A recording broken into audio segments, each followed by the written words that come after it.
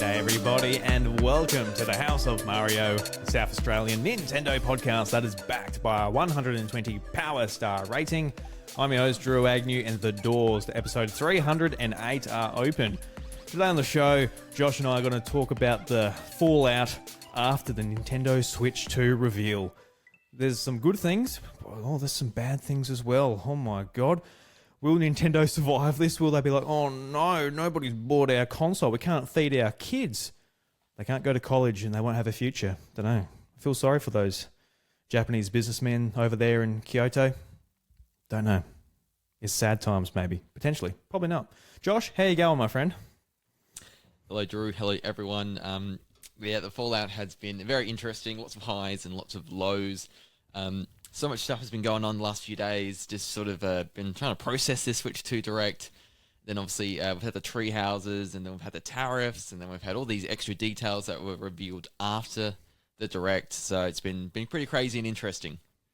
Yeah, it's interesting. Like the last time we recorded together, Josh, it was interesting because I thought about it afterwards because there was so much stuff coming out as we were recording that episode. We're like, what is this? The game prices? Oh my god, pre-orders are going up.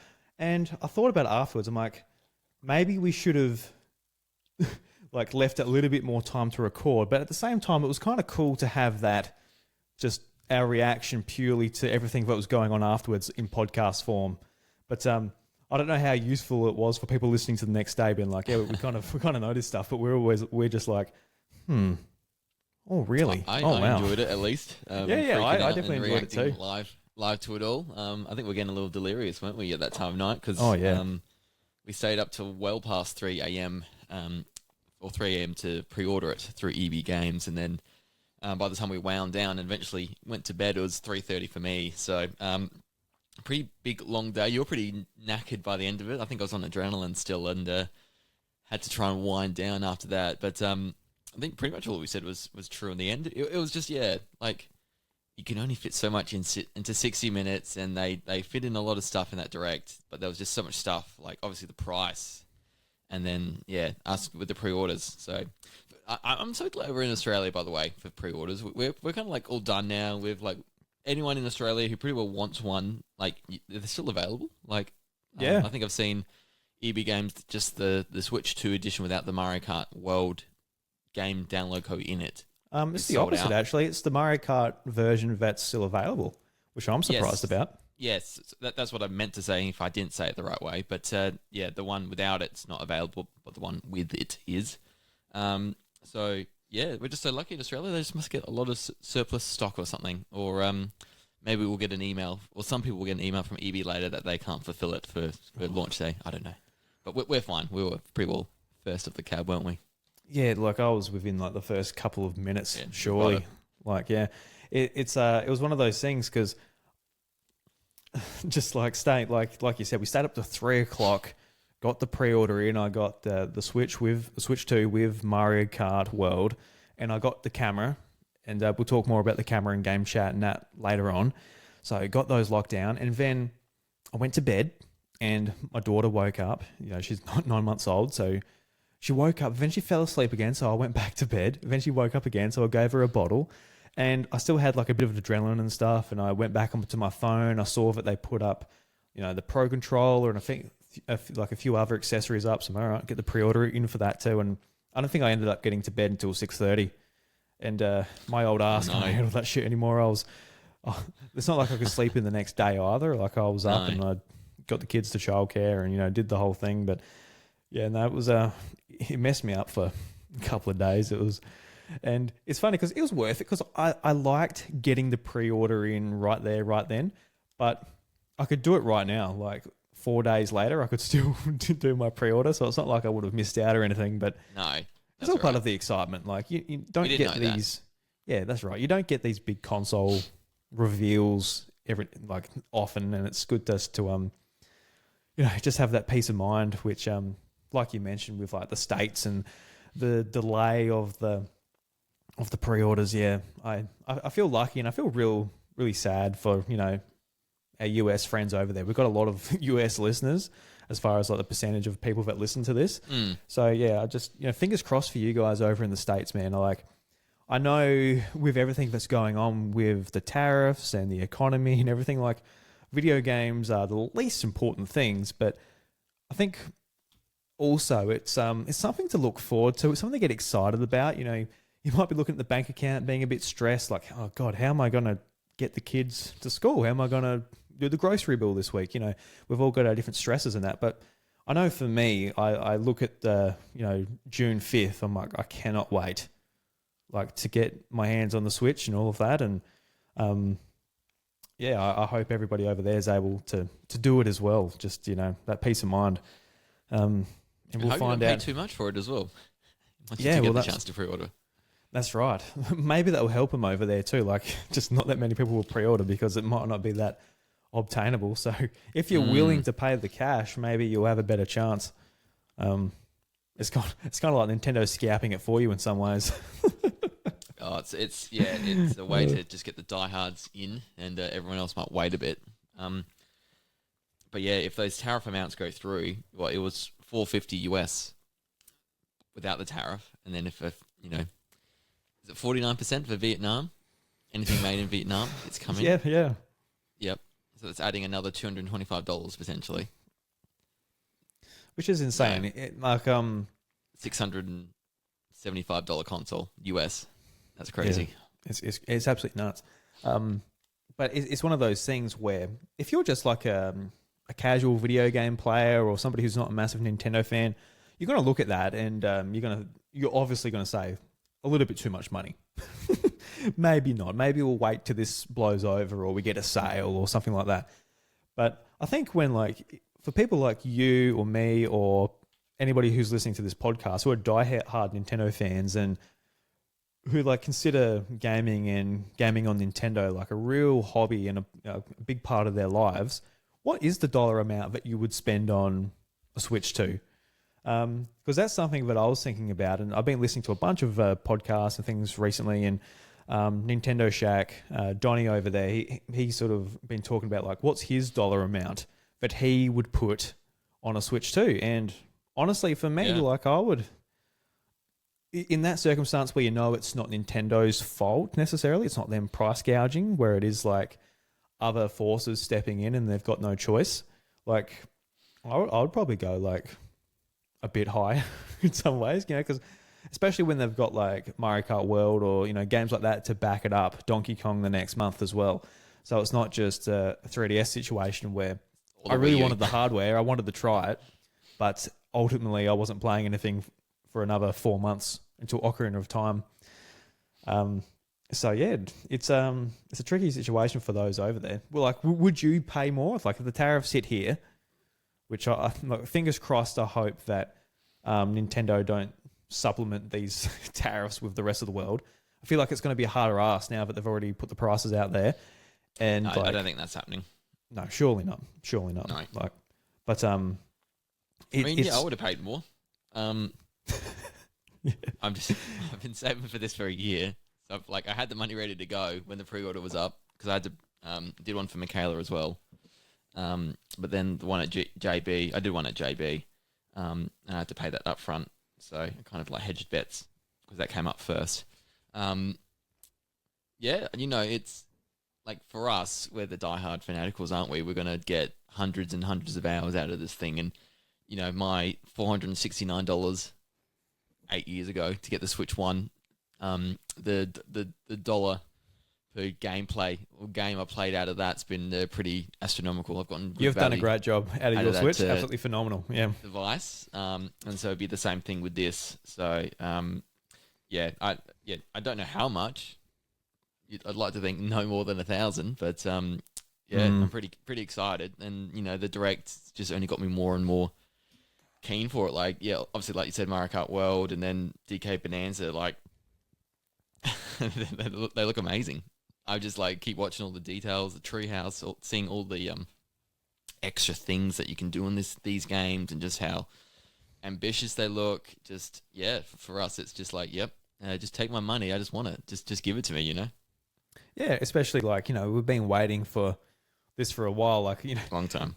like you probably had your money saved last year when we were sort of expecting it maybe early 2024 when we're sort of waiting for the news when they come out, it's being like, hey, look, it's not this year. We're like, all right, put the wallet away again. I bet they, maybe not for development of their games, but maybe when it comes to tariffs and stuff, maybe they wish they got it out a bit quicker. I don't know. It's Animal Crossing nailed the timing with COVID. Just everybody's locked inside. So like, all right, let's go and buy this cozy little video game that takes our mind off things. But when it comes to this, not so much. You know, just do the I think direct. they got unlucky. Yeah, then Trump's like, all right, I'm going to send the world into a fucking spiral. Yeah, the issue here is, you know, everyone thought he wasn't going to do stuff. Like it'd just be a bit of like a bargaining chip to bring these countries to the table to get better trade terms, or you know something that initially happened with Canada and Mexico about fentanyl importations, and they'd get extra resources those other countries to stop it going in, even though that wasn't really an issue. But he's just gone and done a blanket at least 10% on everything throughout the world. Australia gets the lowest at 10. But yeah, was it years ago? Nintendo made a move trying to avoid all this stuff going from China to Vietnam, and then it's all come to a head here with what the Chinese tariffs are, 34%, and then the Vietnam ones are 49%, and so it's you know, a lot more. It's still 34 is huge, but then 49, just adding that extra 15% onto it makes it really, really a huge difference. And yeah, what are they going to do? Like, US is a massive market for them. It's their biggest single market.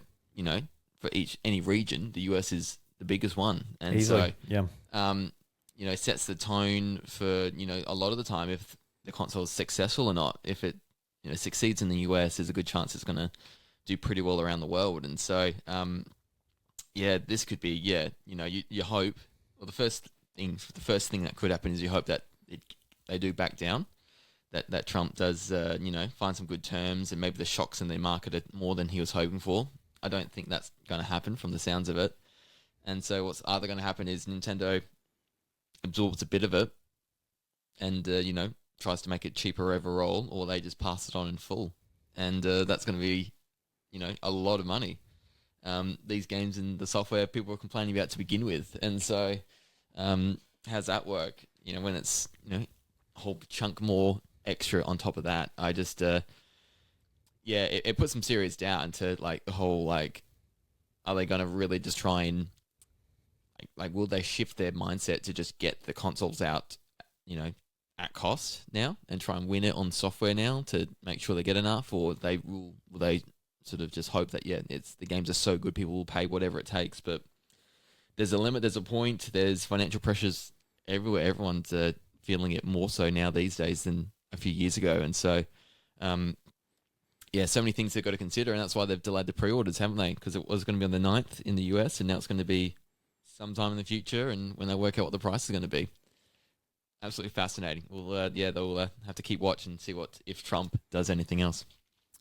Yeah, it sucks because, like, it is really affecting people, and even to the point where it's like, oh, this little thing I was looking forward to. Even that's been just drastically affected for people in the States. So it sucks. It is fascinating from just a logistical point of view, though, because those boys at Nintendo earning the big bucks, like, really, who are in charge of logistics, like what goes where, you know, just how it gets there, all of this. It was interesting, like, following PlayStation and Xbox during COVID, like launching a console in the midst of COVID. Like, how do we get these consoles to the shores of the US, Australia, all of this from China? And like they'll just shipping them in like Boeing jets and just whatever they could do just to get them there, pay top dollar for transportation just to get the systems into the market. So yeah, this is like a different situation, and we'll see how Nintendo sort of handles it. And like, I hope, I think best case scenario is that they're able to move their stock around to make it make sense for them to eat the most, I guess, the least amount of, the tariff as possible. So the consumer doesn't have to pay for any of it or much of it at all. That would be great. Because in the long term, Nintendo's going to make plenty of money out of this. I don't have any sympathy for them particularly when it comes to that. especially with like the price of everything. I kind of don't have too much sympathy when they're. It seems like they've already put like a bit of leeway in the US price as it is, just from, I guess, my perspective where I've got like no, I guess, look into like the behind the scenes or anything like that. But yeah, I mean, fingers crossed. That's all I can say. It's just sucks. They'll be modelling and forecasting all those different scenarios right now, and working out what the price point is, and how can they navigate this as well as they could. So incredibly tricky, and the timing's very unfortunate. Before this Liberation Day, they effectively just snuck in, and and we have all this fallout afterwards. So, but it's just, I think for a lot of people, gaming's a bit of an escape.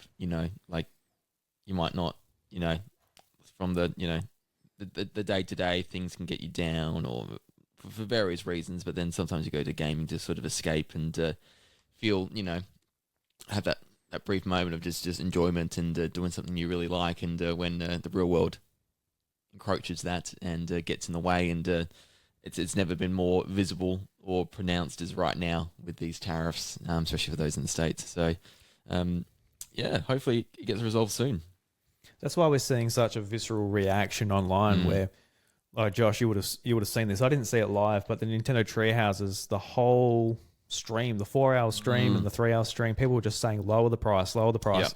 And I only knew about it because I was watching it the day afterwards, or however much longer it was here in Australia when I woke up and I watched it. And the comments were all about it as well, saying like, oh, they're good on the chat for doing this, and the comments were all about it. And it seems like they actually ended up taking those live stream VODs down because of it. They ended up splitting them all up to separate videos. So I don't know if they did it because of that, or it just was more convenient. Because I remember watching it the first one, and it had the VOD still. And then I tried to do it for the second day, and I just saw the split videos in the end. Mm-hmm. Okay, so that's what they did. I assume so. I assume they took it down because of that. But it was also more convenient to have it split up and just auto play in a playlist anyway. So I guess there was that reason too. I don't know. I was having all in one. I could just skip across stuff I didn't care about as much, or go back if I missed something. Yeah. What do you think of them though? On a more positive note, because I thought we've seen a lot of these games now. They've given us a big preview of Mario Kart World and just how open that is, and I think we've seen a lot, but also I feel like there's still so much they haven't shown us. Like, there's heaps. The whole single player side to it all. They showed us the Grand Prix mode and then the knockout mode, how the group chat works a bit, but beyond that, I feel this direct in like 10 days' time is just going to be like, here's most of everything else, and be like, man, this game's huge, and probably deserves that world title that we're all expecting it to. Yeah, well, I just want to sort of start off by saying, like, watching all these games in action got me more excited for them. Just seeing like half an hour to an hour sit down of them each. Like, there was heaps of Mario Kart stuff, and seeing Donkey Kong, even stuff like Dragon Drive and was it Welcome Tour? Like, seeing these games in Prime action. 4, of course, cinematic. I mean, Metroid Prime 4. That's a great one to start on, because the direct last week or a couple of weeks ago, how long it's been now, it made me less excited for the game. Honestly, it's just like, oh, you can do puzzles and open doors. I'm like, okay. It wasn't a great trailer. I'm like, you reminded me of the worst parts of Metroid Prime, like where I'm just like lost and I'm bored. Yeah, scanning and opening doors. I'm like, okay, but I'm like, oh yeah, right. Like, I remember the good parts of Metroid Prime where I was like, in a firefight and doing puzzles and scanning and all this. It was like, oh cool, I'm excited again, which is great. But I guess how have your sort of feelings changed since the initial direct? Because like, I was a little, I didn't know how I felt, but I've sort of marinated a little bit more on it, why I felt the way I did, these 4 days afterwards. But how are you feeling afterwards with like the Treehouse and all of that? Yeah, I think I was pretty excited after the direct, kind of buzzing. Seeing World was great. So glad that Prime 4 got a Switch 2 edition, because we were thinking, is that going to happen or not? Even Legends EA, like Pokemon never does this stuff, and they were getting an upgrade. And then of course, I'm like, And then when they do the one last thing, like, okay, here's the 3D Mario, and then it's like Donkey Kong, and like what a cool surprise. And so I love that from the get go. But I'm like you, like seeing the Treehouse stuff and seeing them actually play it, and I really enjoyed the banter and the people getting around it and sort of laughing whilst playing those games. It was really great, and just I'm with you. I'm even more excited now for these games, and waiting for that June 5th release date now. And then Metroid. They don't know how to market this game. Like, absolute horrible preview trailer in the directs, and except the very first one last year, that was a great tease. But yeah, they should have shown some of that cinematic. They should have shown some boss scenes a bit more. I don't know. They haven't done Metroid a service, which tends to sadly be the case when it comes to Nintendo and Metroid. So I hope enough people saw the Treehouse, because that opening cinematics, like, that's like a cinema quality kind of visual, like 2-minute clip at the start. That is so cool, and looks super crisp. Seeing the Federation's like mechs and that shooting down the ships. I'm like, oh, fucking all right. Space pirates. And then I'm comparing like everything, like it looks like on Switch versus Switch 2, and then the upgrade for Metroid Prime 4 is really good. And then of course, like Tears of the Kingdom, like that upgrade is phenomenal, especially if you go to the Korok Forest. They showed that side by side, and the frames and the 4K uplift is extremely telling, and makes a big difference to that game. So these titles are going to look like super duper crisp, and can't wait. It's going to be good. Yeah, it's such a good upgrade that you could just get a Switch 2 and launch day, just go back to Tears of the Kingdom or Breath of the Wild and just enjoy those games again with like the Zelda notes. I think that's going to be great, just to go back into that and just go and collect stuff you didn't get, and obviously get the Zelda's notes as well, which would be great. Because I can see myself just firing up my save file for Breath of the Wild that I haven't touched in probably... could be 6 years. It's been a long time. I haven't played that game for a long time. I could just go back and collect Korok seeds and relax and listen to the podcast while I do it. I'm like, sounds perfect. Just like put them all on my map, and I just do the GPS, and it's kind of like just sort of relax and go and find them and explore the world of Hyrule from Breath of the Wild again. So like that's a legit, really good option to do. Let alone obviously the games that are coming out and GameCube and all of that. But I'll say, like, probably since the Direct, I've gotten more excited. I had mixed emotions. I couldn't really explain, like, straight after recording. Like, I was really excited, had massive highs, but also had, like, disappointment in my heart somewhere. But I didn't know where it was coming from. I think, like, one of them was the lack of a 3D Mario, just by, it's Donkey Kong. And I was disappointed. Like, where's Mario? Where's my boy? It's been a long time. So that was disappointing. That disappointed me a lot. But in the days afterwards, Donkey Kong looks great. It looks different, and I'm very excited for it. And we will get a Mario one day. so that's not a big deal. Mario he'll live again one day. Yeah, I don't think. It's going to be another 8 years before the next 3D Mario. I should not. I hope not. I hope there's not one or the other. They can make both work. I just would think that'd be a shame if they can only do one at a time. Then we're getting like a 16-year turnaround between alternating between Donkey Kong and Mario. But I don't think that's the case. I think this could be like we get the DK at the start and mid-gen, get that next 3D Mario platformer, and just to I do think there's space for both for sure. And I would like to think that Nintendo, whatever the 3D Mario team, if they're working on this, maybe they've grown a lot since the 2017 days with Odyssey, and obviously they did a bit of work in 2021 when they released Bowser's Fury as well as part of the 3D world. So, like you look at, like, we only get like visible like growth in stuff, developer numbers with Monolith, and how much that team's grown over the years. Like, I have to imagine it's the same with pretty much most studios with Nintendo, and just with the Switch and how popular that's been. I would like to think that yeah, maybe there's a separate team doing the 3D Mario now. Yeah, well, me too. So we'll get that eventually. So that doesn't disappoint me anymore. I've let go of that. But the bit that does still disappoint me, which I think a lot of my disappointment come from, just from the end of the direct. A lot of things I wanted to see, which I didn't. It's mainly just the fact that the Switch 2 is really just like an upgraded Switch. And like that comes down to like, no themes, the menus look the same, no achievements, nothing to make it stand out from other handhelds now like Street Pass or anything like that. It was very much just like, here's game chat, which honestly, I am very excited about game chat. I've got the camera. I'm looking forward to diving into that and like having game nights with you and other friends and all that. I think it's going to be really fun. I think the way Nintendo's done it makes it feel real personal, whereas having like Discord on the computer next to you or just like how Xbox and PlayStation do it, it just doesn't feel as fun and as personal, especially with how they're integrating that into like Mario Party Jamboree and things like that. Like it looks like a lot of fun. I've never been interested in playing Mario Party during the Switch's life, purely because like I don't have like game nights all that often. But with that type of integration with Mario Party, I'm all about doing 4-player with you and a couple of other people. Yeah. And you can see their faces in the game, and when it's just normal mini games, they're at the bottom. It's going to be so much fun.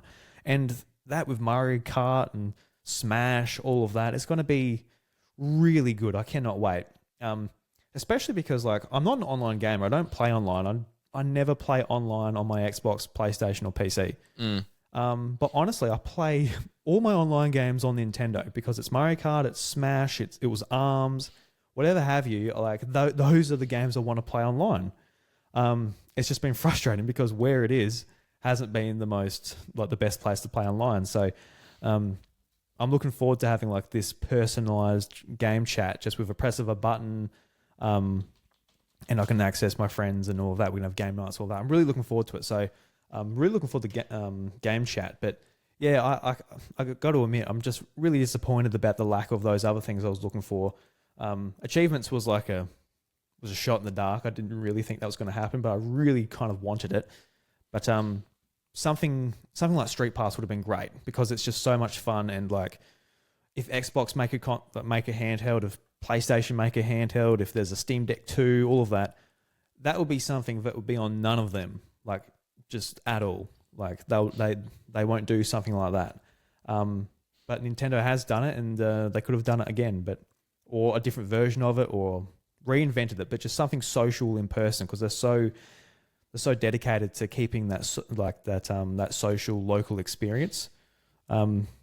That they unfortunately didn't revisit, which ultimately did disappoint me quite a lot.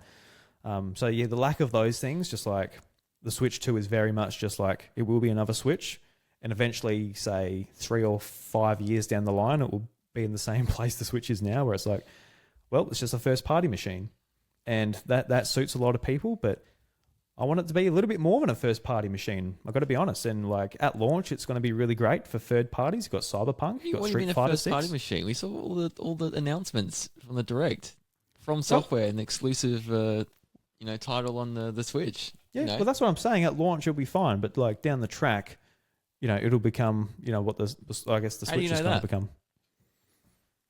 Because it might not be. I can see the future. No, well, it's just one of those things where technology will overtake it pretty quickly, and developers will just, they won't be able to easily port their games there, and the ones that do, you probably won't be all that interested in playing them there. But okay, I thought it was more. I thought it was a pretty powerful upgrade. I'm hearing 10 times the graphical specs of what the Switch was, and it definitely is over the current Switch, 100%. Yeah. I mean, it's. I think at the end of every console's life, or most anyway, that you're gonna feel like like you're missing out because the next best thing's got the better specs and all that. I don't know. I think the third party developers, from the looks of it, have been jumping at the bit to be involved here. So I just don't know why. Who's to say what's the third party support's gonna be like in the future? Because it seems pretty strong right now, and like to me, it feels like Nintendo's taken a step where it's not about the new gimmick. It's about, like mouse controls are a cool additional thing, but it's not the main thing. Camera controls are a cool extra thing, but it's not the main thing. It's pretty well, we've been able to give you more powerful hardware here where you can like, here's the difference from some of your favorite titles here. You can see them for yourself and, and all the third parties just jumped on board. Like the fact that we get to play Cyberpunk on a Switch console, I think that's amazing. Yeah, it's really cool. Day one. I'll probably pick it up as well, day one. Like, it's all on the cart with the expansion, which is really cool. Gigabyte card. Like that game struggled when it first launched on PS5. Yeah, that's right. Yeah, it was a shit show. Oh, sorry, on PS4 was it? It was a cross gen, wasn't it? No, it didn't come out on like the next gen consoles for like a year or two, I think. Okay, something like that. But yeah, but it struggled at first, and I'd love to see what it's like. I mean, but it's CD Projekt, so you imagine they did such a good job with Witcher. Probably be the same here with the Switch 2 port. Yeah. I don't know if you've been like checking out much like of the content creators on YouTube who went to the New York event. Wood, like who does his like pretty much the biggest Nintendo YouTuber, pretty much. Beat 'em ups.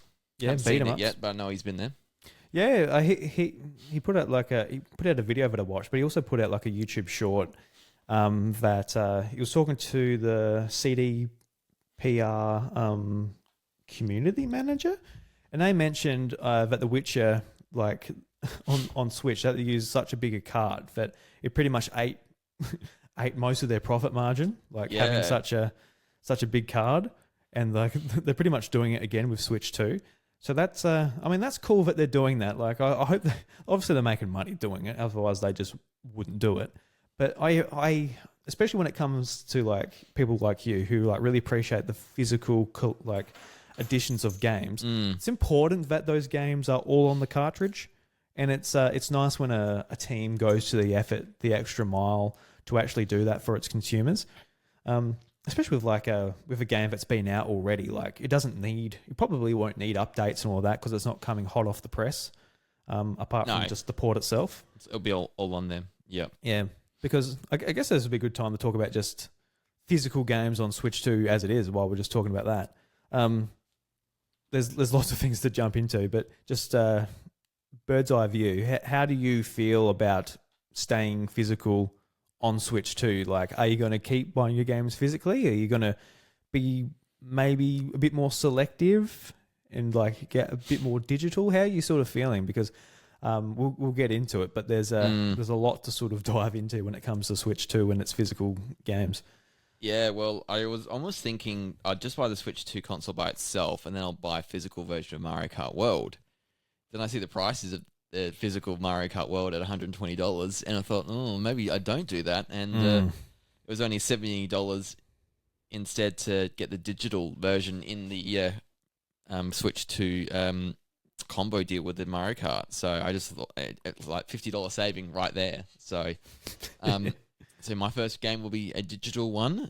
Would have loved to have Mario Kart World physical, but Drew, my theory, they make a slightly ugly case for the physical box art, and the Switch 2 editions are ugly AF and words everywhere, and they could have done so many other better ways to make these look nice and cool, but they've just done the abrupt, let's make it look completely different to the Switch 1 to help mums and dads at the storefront instead of being a bit more creative and making it look nice.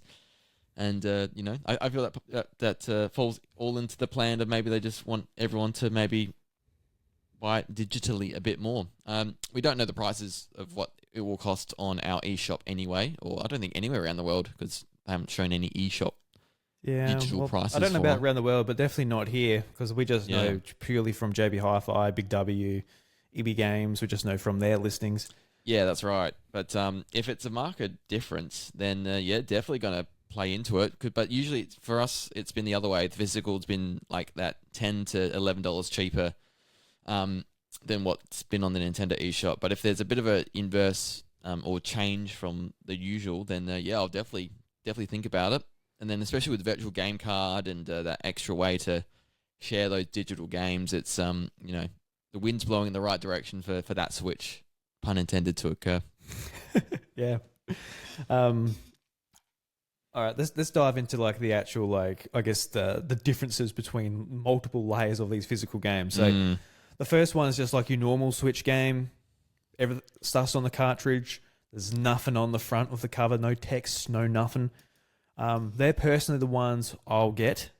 Like I'll be selective. There are other ones that are called key cards that have nothing on the cartridge, just the license. So you pop it into your Switch, automatically downloads, but you have to play with that cartridge put in, just so it knows that you actually own the game. The benefit of, I guess, having that is that you have a physical representation, you have a case, and you can sell it or give it to somebody else, so they can like take it out, download it, and play that way. So that's the benefit of that. The only thing, as far as like if you're a bit of a collector, somebody who likes stuff on your shelf, it takes up a portion of the bottom of the case, so it looks ugly. I don't like it. So yeah, exactly. I mean, for that reason, I would avoid it as well. And then there's the Nintendo Switch 2 editions. And at first, I was like, I tell you what, like for collection purposes, I would actually probably pick up Breath of the Wild, Tears of the Kingdom again as physical editions. For the shelf. They're like my favorite games on Switch. So, with a bit of a sale, a bit of a discount, a bit of membership benefits here and there, get that price down from $109. But I'll be happy to do that. But really, even though you get a free upgrade for those games, yeah, eventually, yeah, with NSO, yeah, just to get the case, wow, and everything on the cartridge. But that's not the case. Yep. So I get to save $200 quite easily, at least. Is that confirmed yet? That it's literally the Switch 1 game, and then you get a download pack? Well, it literally says that on the case. So the idea is that this is what I assume. Obviously, nobody's opened it and showed me, and I know exactly what it is. But from what it says on the case, it says that it includes like the Switch game with the upgrade, and I assume that would just mean like, oh, that's on the cartridge, on a nice red cartridge, Switch 2, ready to go, put it in, no download, no nothing. But what we think it is, or what, like, I think a rep has even confirmed it and everything, but it seems like it's a red case with that Switch 2 edition box art, and they've taken a Switch 1 copy of it from the factory, put it in, and a download code in the sleeve. And I mean, that to me is just not acceptable. Like, so absolutely not. Yeah. Like for example, for you, Josh, you go to the shops. You're like, all right, it's finally time. Metroid Prime 4 Beyond, time to get a copy. Personally, for me, I would much rather go and get a really, like, just a Switch copy. The artwork looks nicer because it's able to be bigger. Doesn't have that big strip across the top. Doesn't have all that text at the bottom. You take that cartridge home. You go to the eShop. You get the $20 upgrade, which we assume is going to be $20. I assume it's going to be no more than that. And you call it that, and you can put that on your shelf. I don't know. Like, that's what I'd personally do if I was like going to get it physically. But don't know, is that what you would do, or would you go for the Switch 2 edition? How would you sort of handle it for your shelf? I'm not sure. I don't know enough. I don't know the details yet to make an informed decision about the cost upgrades. With it, yeah, it is going to be that way with the carts and the download codes. But like I think for Breath of the Wild, I'm just going to download the codes, and I've already owned them myself, so I'm not going to get a physical for that. It's stuff like Metroid Prime. Like it's more like games very close to me, whether I'd double dip like that, and I don't think having it that way will entice me to double dip. And I probably just get the Switch 1 version physically because the case is nicer and it'll be cheaper. And then I still get the Switch 2 version as well that I could upgrade by a pack, and I'd be happy to pay that. So that might be the way I do it, and it will depend on the games. Yeah, I mean, it's kind of a shame because, yeah, it could have gotten me to maybe double dip on a couple of things because, like, for me, with the Pokemon games, as much as I'm upset with them, I'm kind of like, I've had every game since like the DS, so like I got them all. So I'm kind of like I want to keep it going type of thing. Yeah. So I'm like, when Legends ZA comes out, it's like I'll get a physical copy on Switch. So I'm like, oh god, does that mean I have to get like another copy on like Switch 2? And Yeah. I guess luckily for me, since Nintendo's made it very unappealing, no, I don't. No, you don't have to worry about it. So I don't have to worry about it. I will say though, so when it comes to me, like I probably will get the games I really like physically on Switch 2. I don't know if you've seen it on the House of Mario Discord, Josh, but I posted a picture from Stealth. There was a picture of the Japanese boxes of Mario Kart World and Donkey Kong Bonanza, and they actually looked really nice, like in that photo, like behind glass. Is that from the Nintendo Museum? I'm not sure. It could have been. Did you see it in the Discord got the though? wraparound on the spine. Yeah, doesn't it? Yeah. Yeah. I don't know. What did you think of them? I actually like just from like that's nice.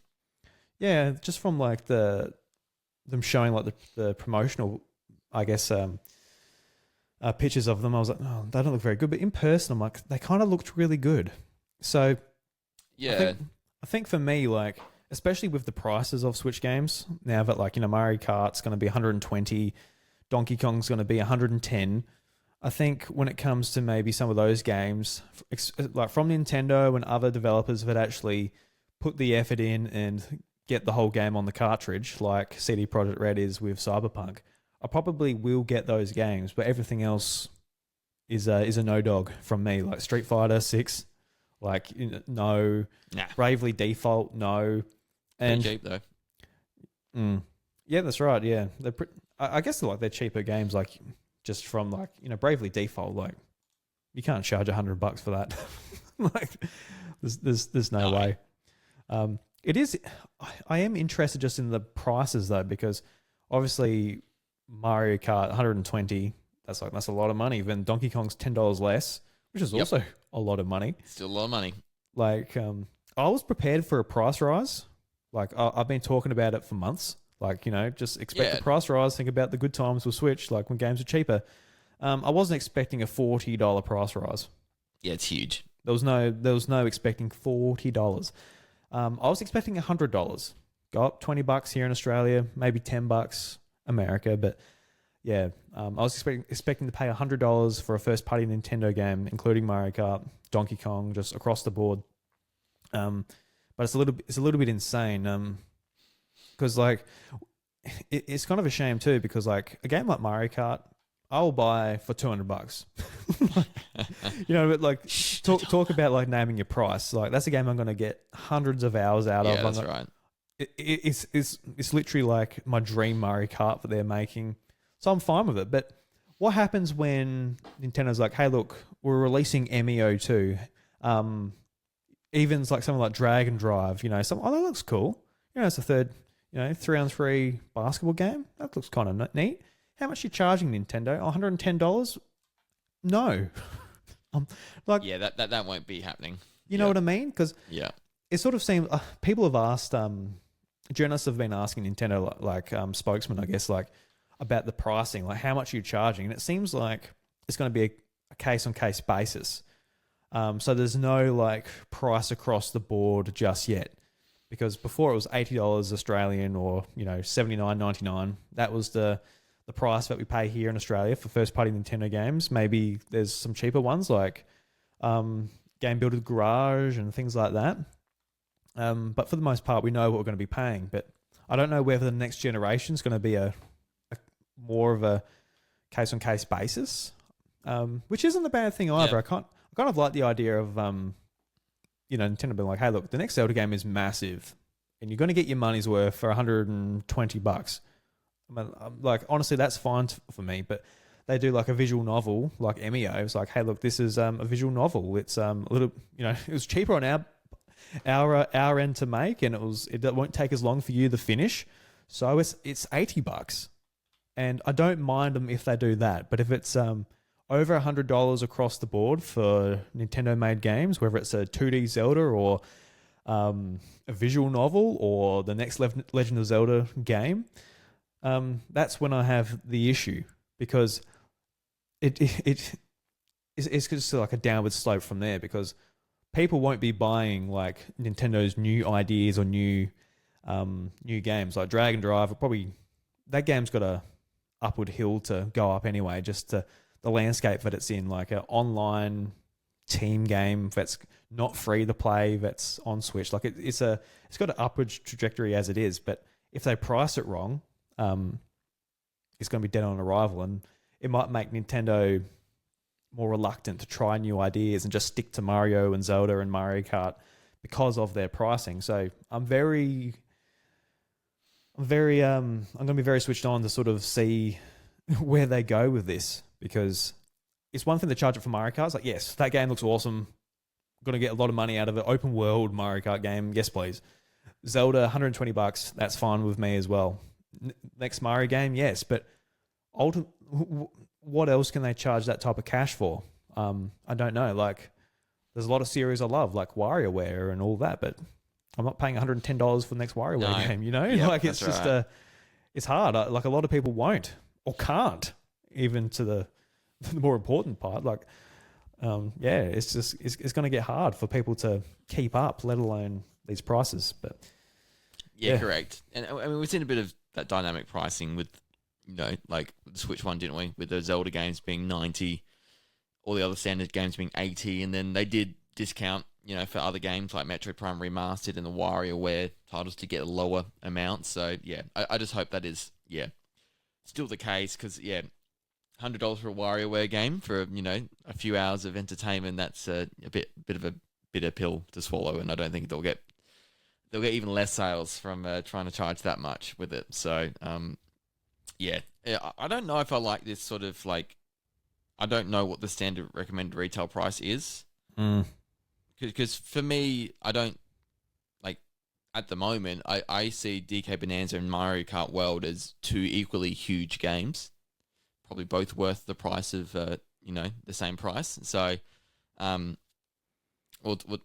off face value, there might be more we see, but I just so I find that annoying slightly for me, because everything else I've been fine with, but it's just like, what is the actual maximum price that Nintendo wants their retailers to sell these Switch games? Is $120 the actual ceiling, or is it just a special one-off for Mario Kart? Hope that's the case. But I was expecting it to go to 90, and we're getting games going to 120, so it's a big difference. Yeah, like fingers crossed, it's just like Mario Kart's our biggest thing. We got you by the balls for this one, but everything else is $10 less. I don't know. I kind of just assume 120 is the 90. It was for like what Breath of the Wild, Tears of the Kingdom, Super Smash Brothers were charging on Switch, and like that is that tier, and everything else will be 110. But we'll have to see, just more games to come out. But in saying that, like Cyberpunk, for example, that's 120 on Switch, physically at least. From what we've seen at EB Games and JB Hi-Fi, there's there are other games at that price, so it seems like that is the price. Maybe Donkey Kong is like a bit more of not a budget game, but it is. Maybe they're not as confident in it because Donkey Kong hasn't been in a main role for a long time. So maybe they're trying to get him back into the zeitgeist a little bit by putting the price down $10. Like, it's hard to know without the information. Like you said, like I never got the press release. Did you get a press release with like prices and that? Like, did they? Nintendo Australia hasn't cemented any of that. No. Yeah, no, it's frustrating. I think that's the biggest thing. Like for me, $700 for a Switch 2, that's fine. That's a fine price. Like comparing it to other PC handhelds and all of that, it's kind of all the other factors external. Understand that, yeah. If it fits in okay, like that's okay. I think $450 US. Like I don't work and live in the US, so I can't quite like grasp how much money that is really, but. Doesn't seem that bad either, but yeah, it's just the games, and the games are the things that you might pick up once a month because Nintendo is really good at doing good games once a month or every 2 weeks, or every 2 months. Yeah. So that's like $120. Like, yeah, and I just get worried. Like, I know like Rhythm Heaven, for example, is a Switch 1 game, but it's like, oh, that looks cool. Like, I'd like to pick that up, and in your mind, you're sort of thinking like $80 or $60 for that. But when it's like 90, 100, or 110, you kind of block it out a little bit more. Like you're not going to try it. Like it's just it'd be more than a lot of people be willing to spend, surely. Yeah, and like for a game like that, and sure. Us too. We buy way more games than the average consumer as well. Like we would buy like 4 times the amount. Like I think most players probably buy like 1, 2, or 3 games a year, and that a lot of that is like the Call of Duty and a FIFA and correct. You know, maybe Assassin's Creed or something like the big boys. Like they've got their comforts that they buy, but we're out there sort of like, this indie game looks cool, or you know, this smaller Nintendo title, or you know, just whatever it is. We sort of give games a little bit more of a go, and it's going to erode a lot of that. And I think apart from me just being a little bit nervous as far as my own financials go and keeping up with things that I'm excited for, and obviously going to have to make some concessions, be like, all right, well, can't do that. And then there's the pressure of like doing the podcast too when it comes to like first party Nintendo stuff. And I've been sort of victim of this in the past where I'm like, I've got to play it. But yeah, just, you know, there's a lot of things like in my own mind too, like I've got to let some of this stuff go. Just for my own, whether it's my own enjoyment of the game or just like can't do it for my little podcast that I do, or you know, there's some changes to be made in the gaming scene just with this price increase too. Yeah. We're just gonna have to wait and see, aren't we? And if these prices are what they are going forward, then just gonna be a bit more deliberate. Drew, you just can't buy 7 Switch 2 editions throughout the years. You know, no, that won't happen this time, Josh. No. I'll probably will get like I'll buy like a light and an OLED. I'll do it. Like I'll do that again. That'd be pretty cool. Yep. Maybe. I don't know what the price of a fucking OLED's going to be. Maybe not. Is it worth getting an OLED? This LCD screen looks pretty dynamic, and LCD technology has obviously changed in the last 8 years. It looks pretty good to me. I think it's just the blacks aren't as dark and black as they could be. Yeah, no, the screen looks great, and I got to say, like, the Switch 1 screen, like, I was starting at the time. I was like, man, this screen is starting to make me not want to play this thing as much, and like, I was so excited for the OLED, and when I got my OLED, it made a night and day difference.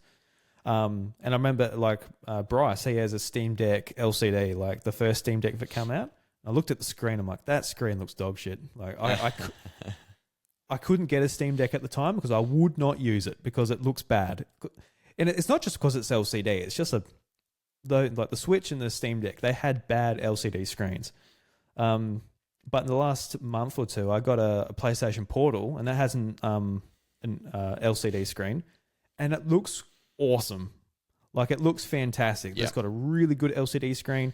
You can tell it's not OLED, but it's really bright. The colors are crisp. It's 1080p, like the Switch is going to be. So I'm like, if the Switch 2 has an LCD screen like this, I'm going to be happy. It's going to be fine. And it by all accounts, it seems like it's got that really nice LCD screen with HDR, which makes a world of difference on the screen and on your TV as well. Anybody that plays on the other consoles will know that HDR just is a night and day difference. And in Nintendo games as well, it's going to be phenomenal. So I can't wait for this thing, dude. Like every upgrade, every game, everything's just going to be really fun. Really looking forward to it. It's at this stage now where it's been a few years. Like, this is what Nintendo can do with new, more modern specs and hardware, and it's like, wow, like we've finally seen it. So we did well to hang on with the Switch, and like we loved it, and it's been amazing. And last year like had some really good moments too, but like this year with the games coming out, I'm really excited, and I think there's, while the pricing's still an issue, I think people like are still really buzzing around this, like especially in our Discords. I think there's some really positive like excitement for it all, and some good days coming up, and we're utilizing all the features with the game chat and all the extra quality of life improvements. It's going to be a fun time. Yeah. And I will say too, like listeners of the show too will know that Josh and I sometimes we're lucky enough to get codes for games from Nintendo Australia. And I will say that going forward, I always took it seriously. Like, I didn't want to be blatant when I got a game for free, when I was just like, oh yeah, it's good type of thing. You should get it too. But I will say now, especially with the prices, like I will be very honest and critical just with like whether you should get it day one. I think that's going to be very important to me, and I know it will be to Josh too going forward, like to really maybe help you guys save money or, spend your money on good games, because for the most part we can rely on Nintendo, like especially their big games, but they're going to be good. You don't need to hear from us that the next Enuma-led Zelda game is going to be good. You probably got to bet on it that it's going to be pretty good. Yep. But for all the other stuff, like we mentioned, like if we get our hands on like some of the smaller games, we're like, I don't know, man, like $100 for this. I mean, I think we always consider that with the pricing. Definitely. But now it's like it's amplified. More of a focus, isn't it? Yeah. Because it's jumped up so much, so it definitely going to be at the forefront of more people, and that's a fair assumption with all the other pressures on cost of living at the moment. Yeah. So yeah, that's something I just want to mention because that's always been important to me, but now it's really important because I look at it and go, oh God. So yeah, I wouldn't want anybody sort of, I guess, laying me I was trying to say leading me astray. That's the one I was going for. That's the one. That's the one. I was going to completely butcher him. No. Wait for that. So yeah, I don't want to lead. I wouldn't want to lead anyone astray, especially like a lot of the when you're like listening to gaming podcasts, you probably listen to a lot of others as well, and you get caught up in the hype, which I guess helps you waste money. So I kind of want to. I don't want to be a part of that echo as well.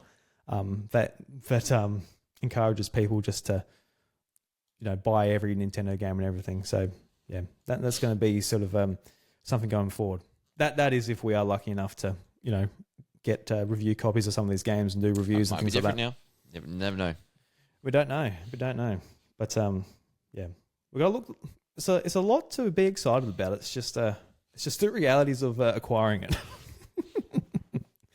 Yep. Which is like, oh shit. Just get a second mortgage on the house, everyone. Christmas is cancelled for the kids. Stop spending those $7 coffees every few days, and you'll get yourself a brand new copy of DK Bonanza by the time you start now. Yeah. We're in a different situation here in Australia too, where like PlayStation 5 come out. Their first party games are $125 here, which was like a massive increase. So, that price was like, all right, $125. That's the ceiling, which is ridiculous. I've never paid that much for a game. I couldn't pay that much, unless it's Mario Kart World. But now, like Nintendo's like just underneath that, which is like, all right, it hasn't raised the price of games in Australia. It's just sort of gotten to where the ceiling was. But in America, it's a different story because Nintendo has gone $10 above the most expensive like standard game in the States, because like PlayStation and all that raised their prices to $70, but now Nintendo's raised it again to $80. So it's a different sort of situation over there where people are more frustrated because games are $10 more for like, the family system where you get, the system for your kids, you play as a family. But now that option is more expensive than, top of the art graphics and all of that over on PlayStation. So yeah, it's a different situation over there, which I can see the frustration for their market as well. But Josh, let's talk about some games. You know what I mean? Let's talk about the games. Where would you like to start? Would you like to start with Mario Kart? Yeah, let's do it. Big one. Man, I reckon I've watched the trailer probably another 10 times. I've watched the playthrough of like the all of the cups and everything a few times as well. I cannot wait for this game, dude. It looks so good. You're like actually watching just the uncut gameplay. And like there's a few differences. Obviously there's the items, the characters, the open world aspect, all of that. But even like the smaller things, like I was really interested when I heard them say that when you get an item, it automatically goes to the defensive position. You don't have to hold the trigger to hold it there. So all all of your items that you have, even like the feather that like was in the battle mode in Mario Kart 8 where you do the little hop, that trails behind you. So even stuff like that is a defensive item. It's not just bananas and shells anymore. Even the horn like hangs behind you. So like all of that sort of plays into the gameplay, and I do wonder like how it will affect things, because like you get a bob bomb, for example, and instead of like not putting it behind you because you don't want to blow yourself up if you get hit by something, it just automatically goes behind you. So yeah, it would be interesting to see like if that takes maybe some thought out of it, or whether it just makes it easier to have to hold a button and while you're drifting and all that stuff. But that's like, I guess, a small difference. But I think what I got most excited about is just watching all of it. Looks great. There's so much to it. But then, like in the free play mode, the person at the Treehouse mentioned that they've got a lot more to show in the free play mode. So stay tuned for the direct.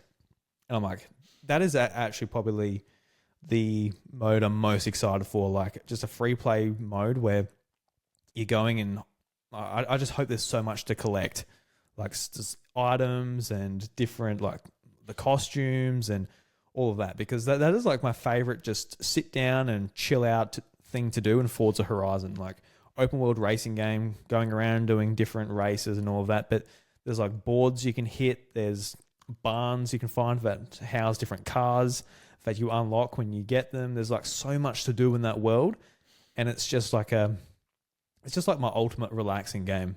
Just going, collecting things, driving. Feel like doing a race, I'll do a race. And like you got your drivatars driving around as well, like from your friends. So you oh look, there's Josh going by, and don't know. I just love that game so much. It's like by far my favorite Xbox game. So for like Nintendo basically to make Mario Kart into that game, it's just like a dream come true. I cannot wait to play it, and I cannot wait for the direct in another couple of weeks, dude. It's going to be great. But I guess what's your takeaway from just seeing more of the game? Like it looks great. Yeah, I think it's shaping up to be, I think, everything I wanted in the Mario Kart game. That really big next step. Because Deluxe is amazing with all the features, but it was more iterative. But this is like a really different, like, couple of steps up in terms of this is what like a racing online racer can be, and what it, the interactivity with others and friends. This is what we can offer, and you could literally just have a session in Mario Kart, not race or anything, but just hang out and drive around open world. I imagine there'll be objectives to do and other things like that, and just have all your friends in a game chat. And I think that's going to be super fun. Like, I want to live in it, dude. I want to live in that world. Just four of us driving around just with like our cameras and gameplay at the bottom. Like, that trailer, I want to live in that trailer. Being like, hey, Josh, I pull up your screen. I'm like, hey, I reckon you can go up there and get something. Like, all right, I'll give it a go. I'm like, oh, you got it. When I go back to playing my game, like, I want to live in that world so bad, dude. It's going to be it looks so fun. So great. And it is really the perfect launch title for this Switch 2 system, and it will guarantee it is a success. And so I'm just, I can't wait to see more, like you said. The Treehouse videos of this were so fun. I really enjoyed watching them just run around. The knockout mode I thought was really fun. There was four of them, and they were trying to get through to the end. Only one of them got to the last 4, because it starts off with 24 races, and I think every checkpoint 4 people would get eliminated. So it went from 24 to 20 to 16, 12, 8, 4, and so 4 was the last stage, and so you had to win it from there. And so that's super fun, sort of cheering on.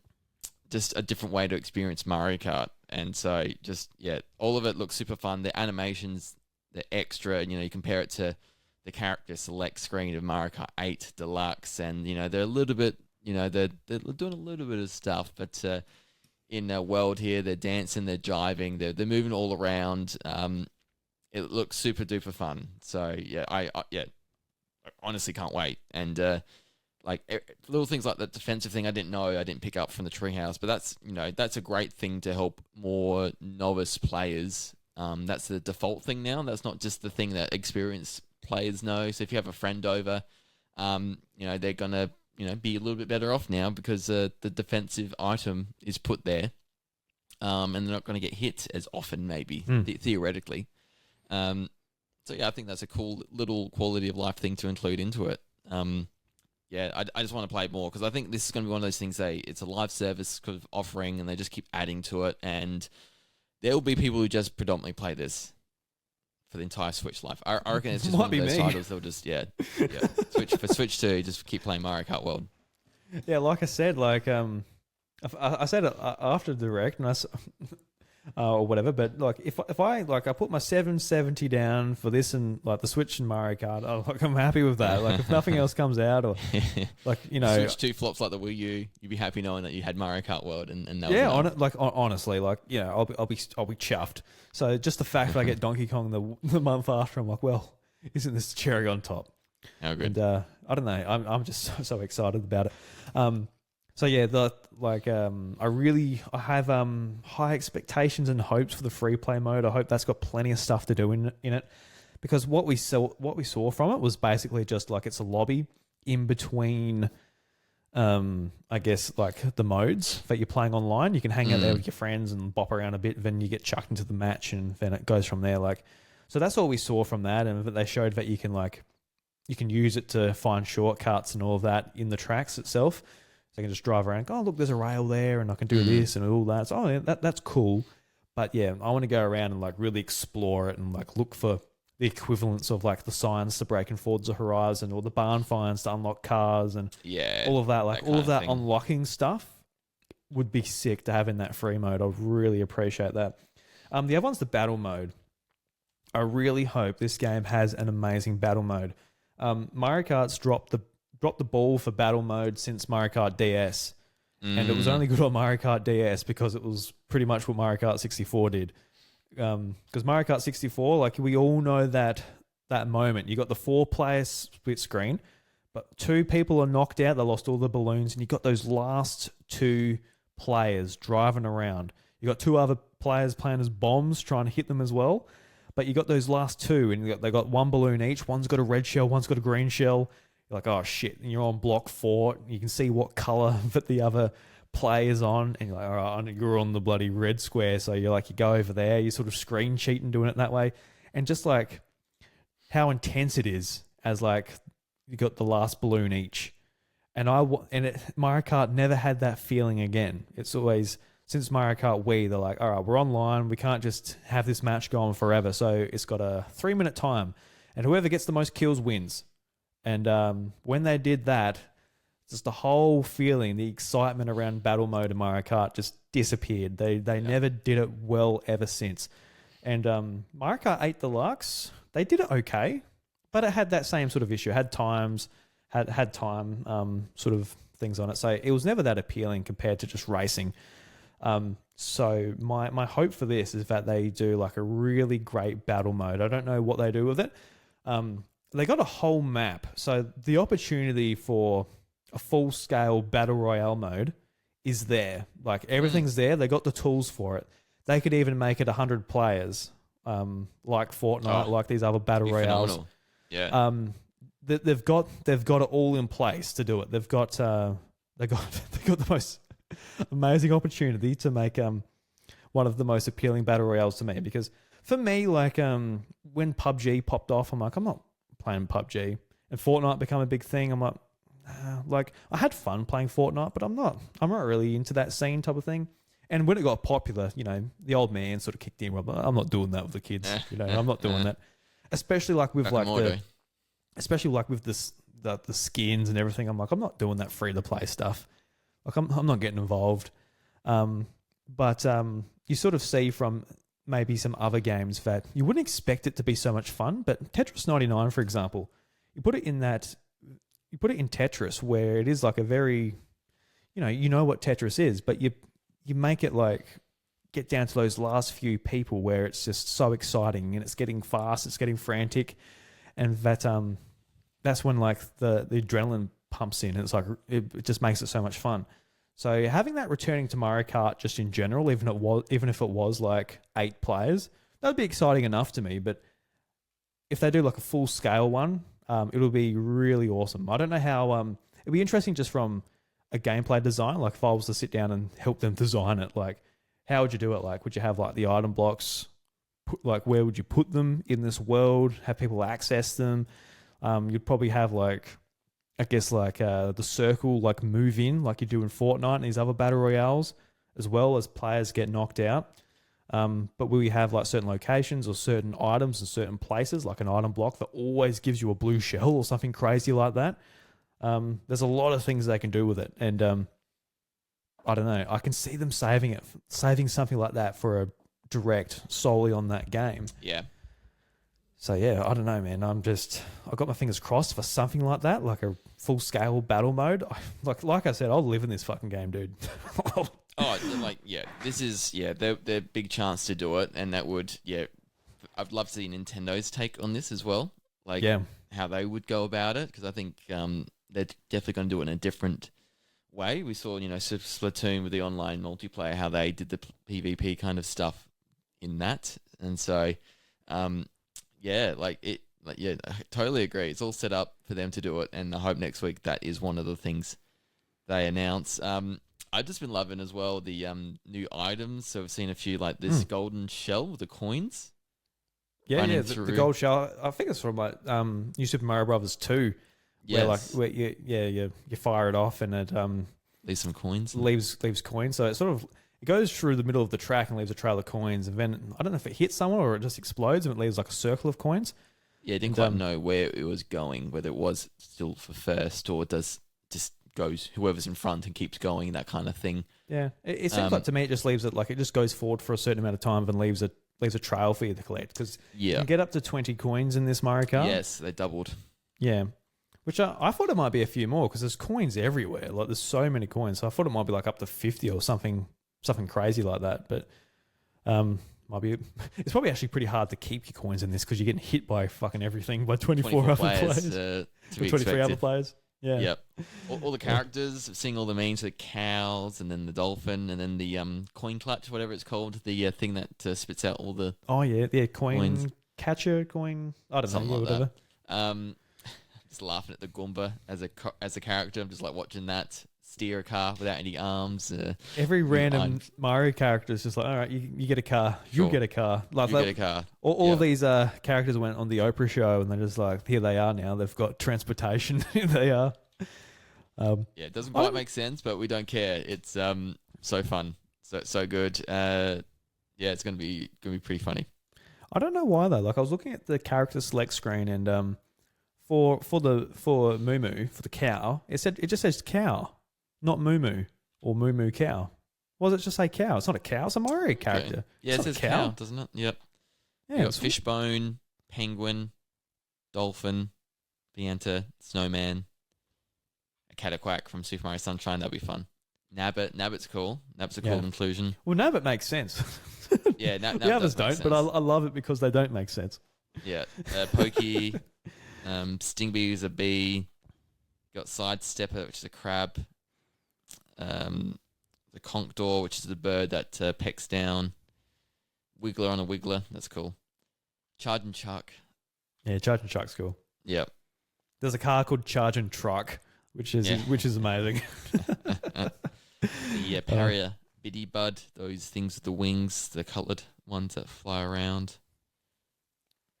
There's all those costumes too. I don't like during races, like you can get food and then you use that food and it gives you a costume. I don't know what that is. Is that the form of a collectible that unlocks it changes the outfit? Yeah, like when it changes the outfit, it's got like an exclamation mark next to the outfit, meaning I assume that it's a new one. Like, did they unlock that you can now use in the character select screen? Is that a form of a collectible that you get in races? Because it's sort of just laid out like an item box, but it looks a little bit different. So that's something that I want clarified, like a little bit. Does it change anything? Or is it just an aesthetic thing mid-race? Yeah, not sure. Yeah, like I said, is that just a collectible within the races, or is that like a stat change during the race that you want to get? Maybe I'm not sure. Don't quite know yet. Yeah, I mean, like I said, if that's a collectible that you can just collect, and you've got all these different ones to get, that's pretty cool. I want to get all the Yoshi ones, probably all of them. Just get all of them. Yeah. Big. Do you 100% Mario Kart 8 Deluxe? Oh, of course I did. You did? Yeah. Yeah, it's not too hard. What Had a you long gotta time to do it. Yeah, I was gonna say I haven't done it. I still get unlockables every now and then. Yeah, well, get on it, mate. I got all the golden car parts. Yeah, nice. I use the main vehicle I use is the Yoshi motorbike. Yeah, and I put my golden wheels on it, my golden parasailer on it, just cause. I don't know what the stats are like on that, but okay, just aesthetic, not even stats. Okay. Yeah, I don't know. Maybe I looked into the stats back then. I don't know, but you know what it's like a Mario Kart 8 Deluxe. You start a game and you're just like pressing AAA, just like all your default stuff's already set up. You're like, I don't look into any other cars anymore. I've got what I use. Get me in. Yeah, I've got to look into all that again now. It's like, what's going to be my favorite car? What car am I going to go with? Because I got really used to the Yoshi motorbike. It's got like a really weird sort of drift on it, like a real sort of sharp one. When I first used it, I was like, this is really weird. But then I really adjusted to it, and it became like by far my favorite car in the game. So maybe I'll find something similar to that. Because there's no car parts in this, which I actually really appreciate. It was overcomplicated, really, having to choose like a base, wheels, and a paraglider. It's like, why? It's kind of like more complicated than it needed to be for Mario Kart. But yeah, I think it's better now. If it's just, and then the cars will be more recognizable, and there's lots of options for them then, and variety in stats that way, then I think that works the same. Yeah. So I'm happy about it, especially like when you're setting up like a 4-player game and someone's like, what wheels do I need to put on? What glider do I need? It's like, I don't know, just choose one. Choose one, yeah, that's right. So yeah, Mario Kart World, I'll pay $150 for it. I'll give the person at EB Games just a $30 tip. Like, no, just take it, mate. This is for selling me this game, but I'm really looking forward to. No, I wouldn't do that. Spending enough money at EB Games. Did you get any? Actually, just speaking of EB Games, before we move on to the next game, did you pre-order anything else apart from the Switch? Well, the couple of Switches, I guess, for you and Michaela, and the camera. Yeah, the Switches, the camera. I've got a Pro controller. Got a carry case. Yep. And pre-ordered Donkey Kong Bonanza. Ooh, you're ahead of the game. Nice. But why not? Yeah, why not? Absolutely. It's an EB. I can always cancel. Yeah. For me, I pre-ordered a couple of things too. I got obviously the Switch and the Mario Kart bundle. A Nintendo Switch 2 camera. I got a from EB Games. I got the micro SD card, the Express card, 250. Oh, okay, you got one of those. Yeah, so I saw it there. Like, I can't find any bigger ones, and honestly, like, I was looking at the prices of the other Nintendo branded ones. And I'm like, they're so overpriced, it's ridiculous. But this one that is Nintendo branded, I'm like, it doesn't seem all that bad. And it's even to the point where a SanDisk card of the same size, just not Express, for Switch 1 is actually more expensive than this one. Oh, so it's actually a decent deal. Yeah, well, it seems okay. And it's just, at the end of the $80 for the 256 gigs. Yeah, so that's a lot compared to like a normal SD card. But I can't find really any bigger ones of the size. I heard that GameStop in the US is doing a terabyte card of their own branded one. But yeah, I can't find any. It's kind of hard because like SanDisk, they do like it's not called Express. It's called like Extreme Pro. I'm like, is that the same speed as an Express? like some of these cards, they don't make it as obvious that it's Express. They use other terminologies where I'm a little bit like, I don't know. Like, it's not as easy as I thought. Like, this one just says Express right on it. So I'm like, I'll just go with that one. And when bigger cards are more affordable, I'll get it then. But just picking it up day and date with the Switch just makes it a little bit easier. And then Oh, sorry. How big's Mario Kart World? I'm just like, I don't know. Like, I'm going to get one when I'm close to using up all my internal storage or something. So it's just, don't know. I would say anywhere, you'd assume like between 20 and 30 gig for Mario Kart. 20s maybe. But so I think I'll be good for a while. So I'm just figuring it will go down in price by the time I get one. I mean, I reckon I will be too, but it's just like I download, obviously Mario Kart, Then you get the upgrades for Tears of the Kingdom, Breath of the Wild, and then you do a couple of other upgrades. You bring some of your Switch games over. It'll fill up pretty quick probably. So yeah, that's true. The transfers, yeah, got half a terabyte with the SD card and the internal memory, so that'll be all right. And yeah, I got the Pro controller and the carrying case too.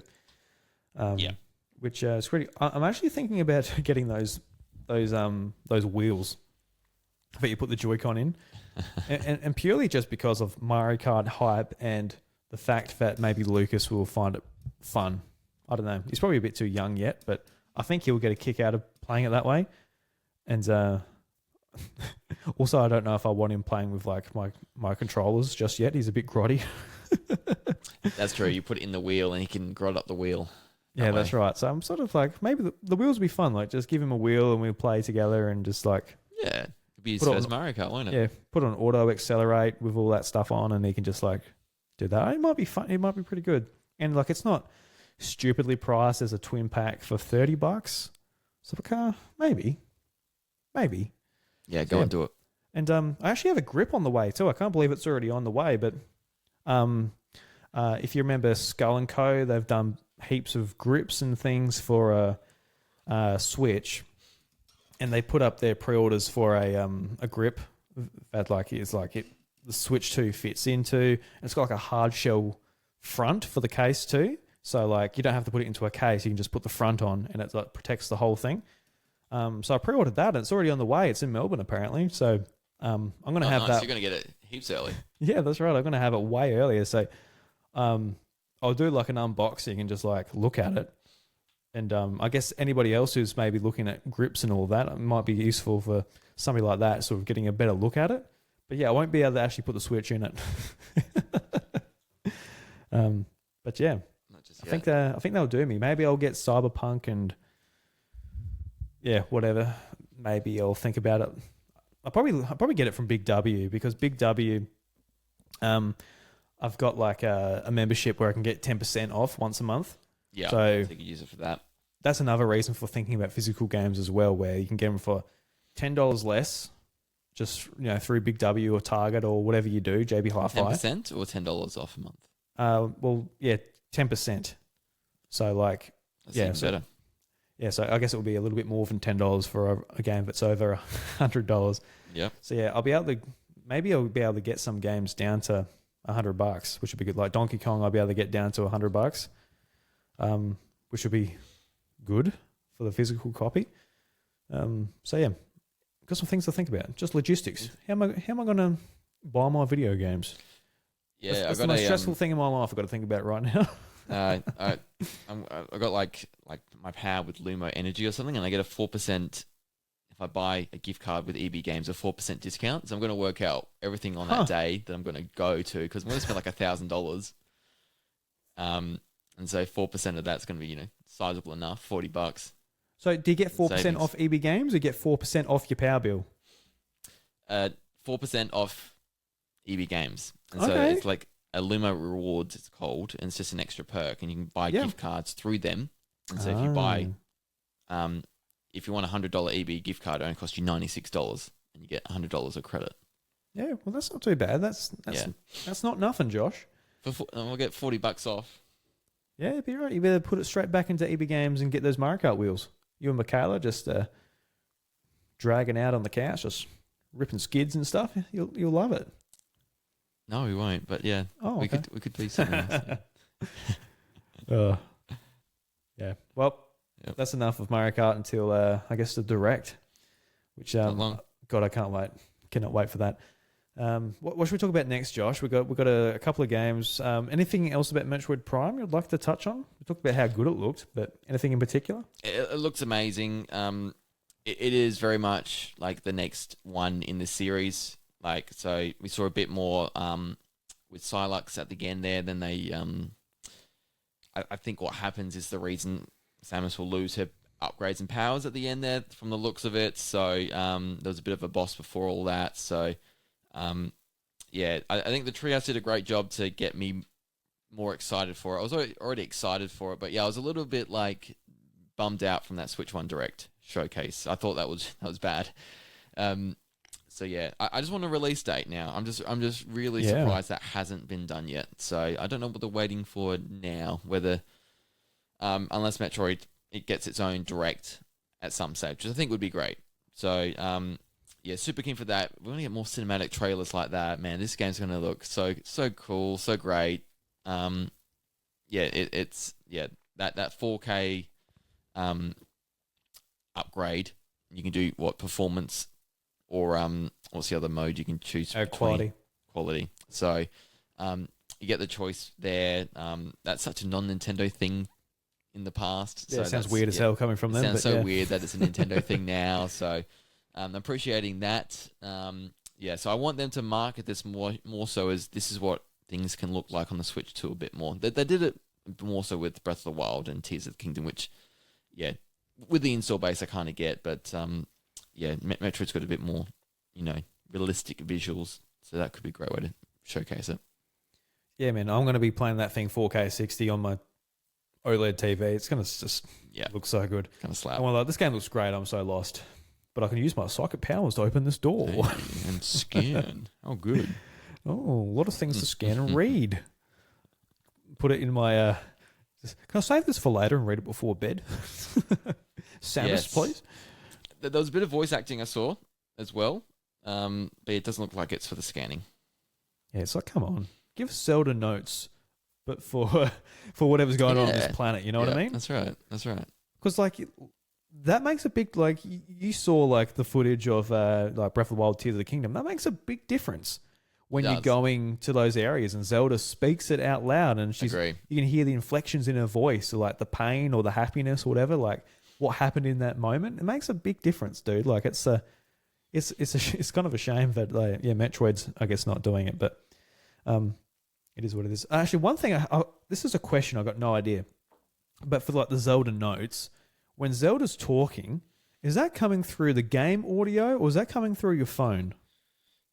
Because it looks like it's coming through your phone. Because it's got the audio waves on your phone, but surely not. I don't know. I'm hoping game. I'm hoping game as well, but it just looked like it was coming through the phone. That's why it was kind of showing to me. But I assume not. That makes no sense. It looked like the GPS. And that was coming through the phone, but so I don't know if they would do that. That seems a little bit silly, but yeah, that's not how I play games. I don't have my phone speaker out loud. I do have a setup where I've got I can use my headphones on my Switch and Bluetooth to my phone because I often listen to podcasts and game audio in the same headphones, so I can make it work. But a lot of people won't be able to do that because they don't have those particular headphones. So, don't know. We'll find out. We'll get a little bit more information. Maybe it's a little bit more clear than I thought, but me just looking at it, I'm like, that's what it was kind of saying to me. But yeah. Yeah. Did you watch much about the Nintendo Switch 2 Welcome Tour game? I watched through the Treehouse. A little. I think I've seen that it's going to be $10 or something for us to buy. I didn't see enough to convince me to get it. I don't know. I just got really no inclination to pay to see that. So I'm not excited to experience it. So the problem is with me is I do have the inclination to play it because them playing it, I find all that stuff really interesting. Just when hey, look, here's where the HD Rumble 2 is, and here's why it's different from standard Rumble. They explained what the Rumble was on the GameCube, how the motor works, how there's a circle on a bit of metal that spins around, and that's what makes it rumble. But on the Switch 2, it's like that, but it's on a spring instead of spinning around. It vibrates back and forth, and that's how it's able to give the different variations of rumble and make it feel like there's things in it or whatever sort of feeling they're trying to do it.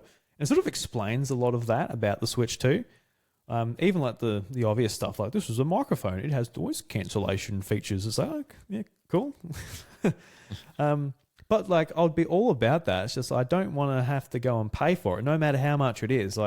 Even if it was $1, it's can you please just put this in the system? Because it's the perfect little instruction booklet just to have loaded on your Switch straight away, just to be a bit of a tour to make you appreciate maybe some features or some design implementations a little bit more than like you would before. Because like, oh, well, it's actually kind of cool. Like this bit here is where the magnet is, and without actually like looking into it too much, because you're not a big dork, you might not have known it otherwise. And like all of like the sort of mini games and tech demos in there, I'm like, that would be kind of fun just to go through and play, but it's got to be pretty cheap. Like people are saying $10. If that's $10 American, like $15 or $20 here, like that.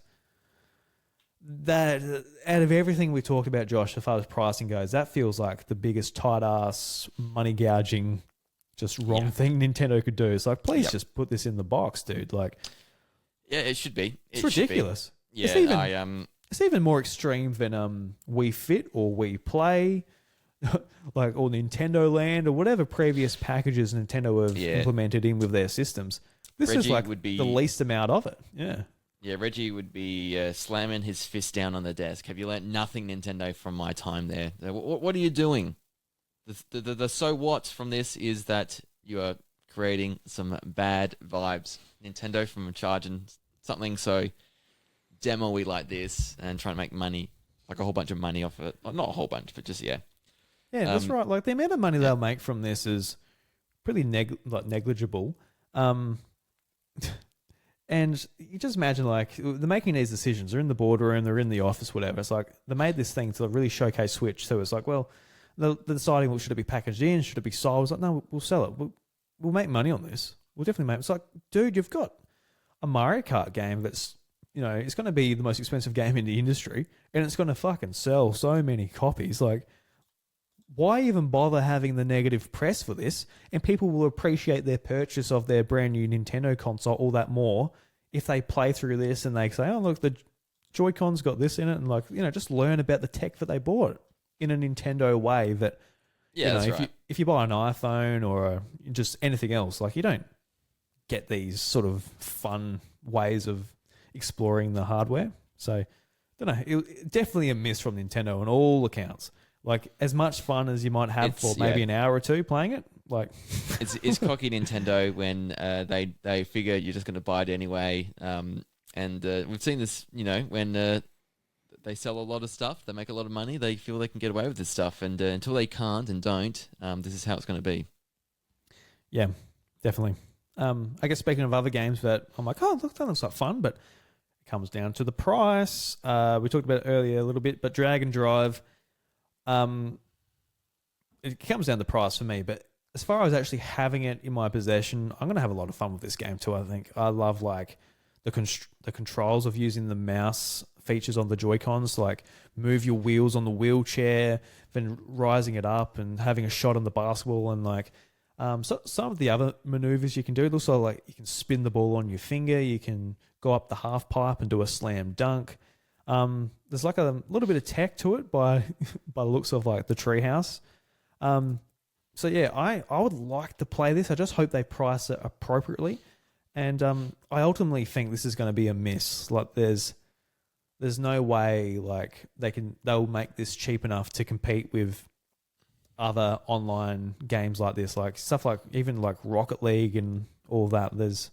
I don't see it having much of a future, but I'm kind of keen to give it a go. I love, like, these basketball or soccer games that have a bit of a twist on them, especially like with motion controls and things like that. I actually really quite enjoy it. But what do you think?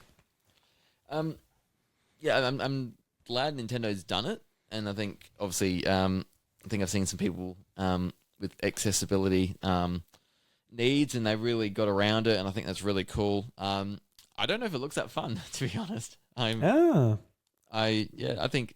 Yeah, I want to know and see a bit more of it. I'm going to have no one to play with if I do get it. I'm keen to give it a go. I don't know if I'm going to get annoyed by the controls after 10 minutes and having to scrape and be very physical with it. That's my one sort of trepidation with it, and whether I'm just going to really enjoy it that way. I want to see a bit more. I agree with you on the pricing. If they made it a really expensive time, I think it's just going to be one of those games that doesn't do that well for Nintendo. I just can't see it being successful here. No, like, I think as far as I think the top dollar they can charge for this is like $40 American, $60 Australian.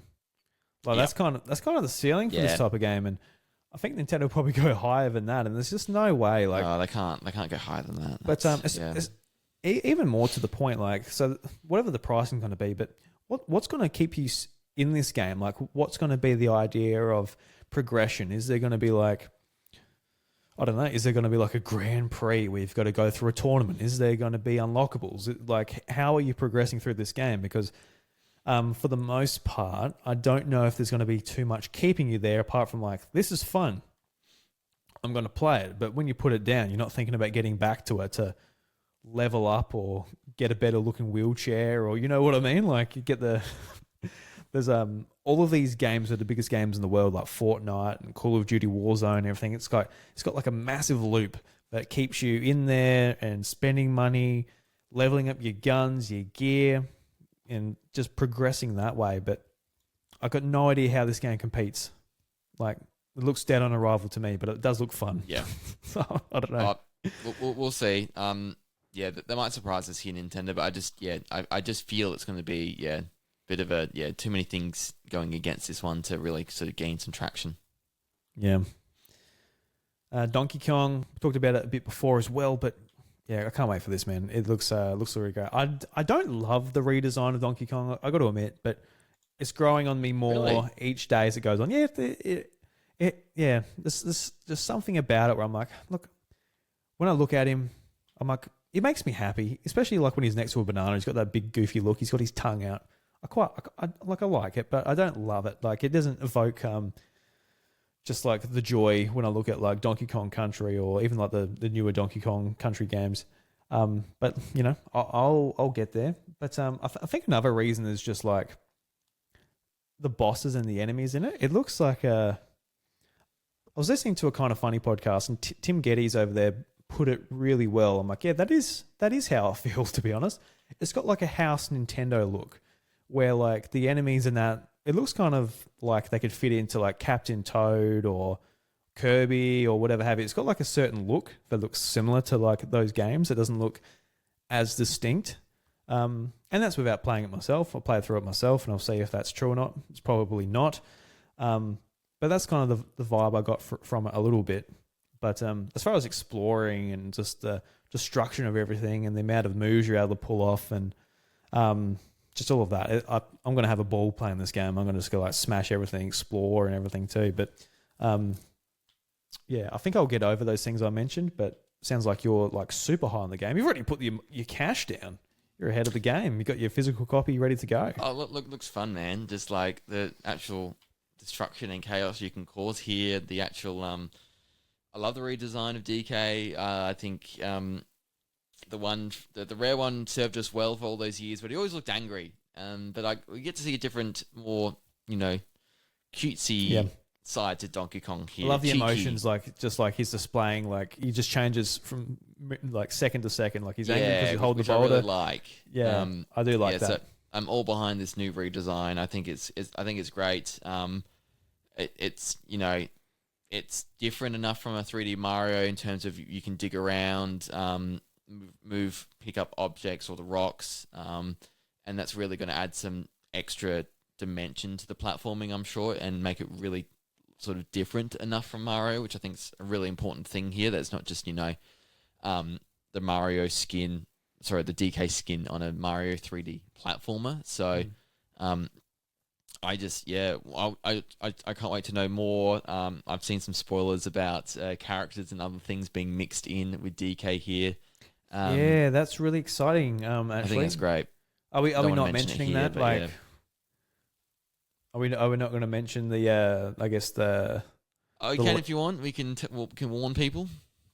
Yeah, I guess so. It was just a leak of like the box art. Was it the box art? Like, I think the Korean Nintendo website page leaked it. Yeah, so do you think that, like, before we get into what it actually was, do you think that's the actual box art and they've changed it to avoid that before they're announcing something else before that particular character's involved?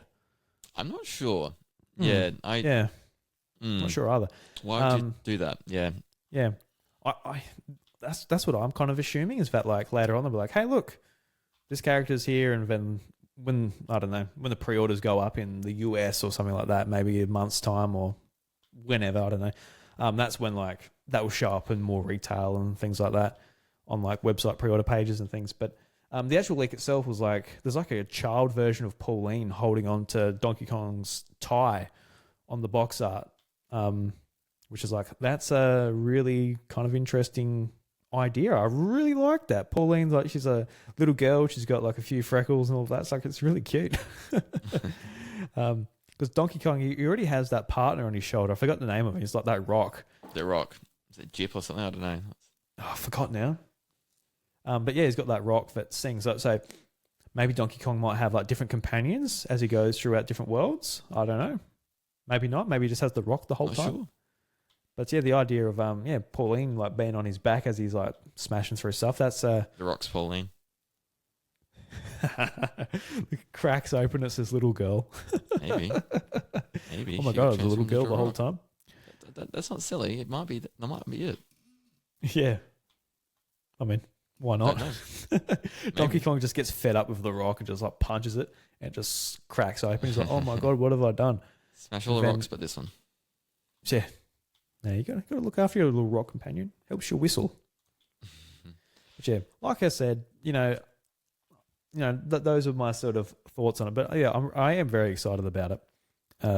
So can't wait to smash some shit with Donkey Kong. We've been so starved of a 3D platformer on Switch for a long time now from Nintendo, and this is going to deliver in spades from the looks of it. Yeah. I guess another one that I just want to bring up with you, Josh, is I never played Super Mario Party Jamboree, but like I mentioned earlier with like the game chat feature, I'm actually a lot more open to like, let's have a game night online with the camera, and it actually integrates into the game itself. I'm like, all right, I'm kind of all about this. I'm actually really looking forward to the upgrade. And don't know, you're a big Mario Party man. Are you going to be getting this? You're going to be playing with me? What's the go with Mario Party Jamboree plus Jamboree TV? Yeah, I'll get the upgrade for this for sure. Already own it. Yeah, use utilization of the mouse controls a bit more on the camera. Yeah, this is, I think half the fun's just seeing the face on the looks on people's faces when things go wrong and the laughing of it. So when we do the chance time segments of the games and stars get swapped and people get shortchanged, it's going to be pretty funny seeing everyone's reaction. So again, I just hope the camera implementation doesn't really mess up when you play online the quality of the game in terms of lag, or I hope it runs fine. Yeah, I mean, everybody online, like you see a lot of comments online, but oh my god, this looks like shit. Look at the frame rate on the gameplay, look at the camera quality. And to me, that's just a bit of a reassurance. Like, oh, my internet will be able to handle that. The bit rate looks like it's pretty low. So it looks like I might be able to... I think, whether they've done that deliberately, like no matter how fast your internet is, I wonder if it's possible if it looks better, but maybe they've capped it at a certain thing so as to not to get in the way of the actual game. Did you read the Developer Asks segment on the Nintendo.com? I haven't read it yet, no.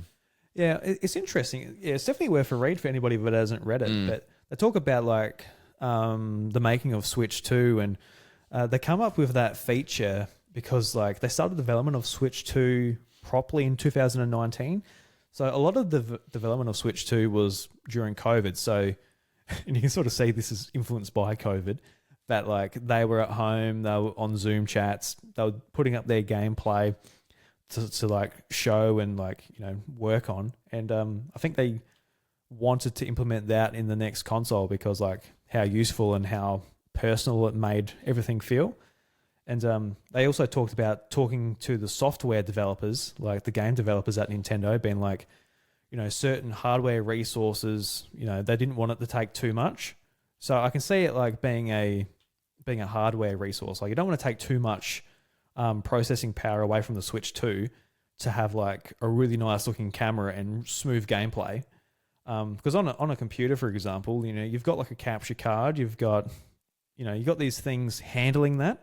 But on the Switch 2, it's all in this small body.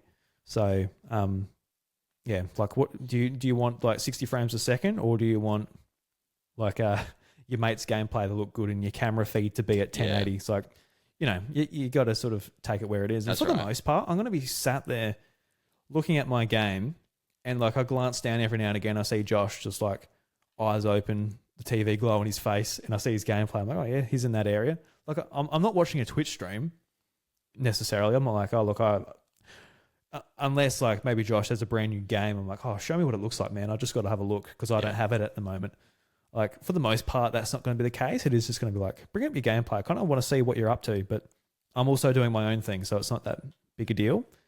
So yeah, honestly, that never fazed me, like the quality of what they're showing. But if people have a problem with it, just chuck on your phone or your iPad or whatever next to you and load up Discord and do it the old-fashioned way, I guess, if that bothers you. But don't know, looks pretty good to me. But yeah, I'm really excited about it. Like Mario Party Jamboree looks really good. Yeah, that game's going to get even bigger and better, which is pretty cool. I'm kind of surprised I just don't have another Mario Party ready to go. Like it's like Mario Party, don't know, TV. It just came out, so I think that's their. Yeah, that's true. They're like, all right, calm down.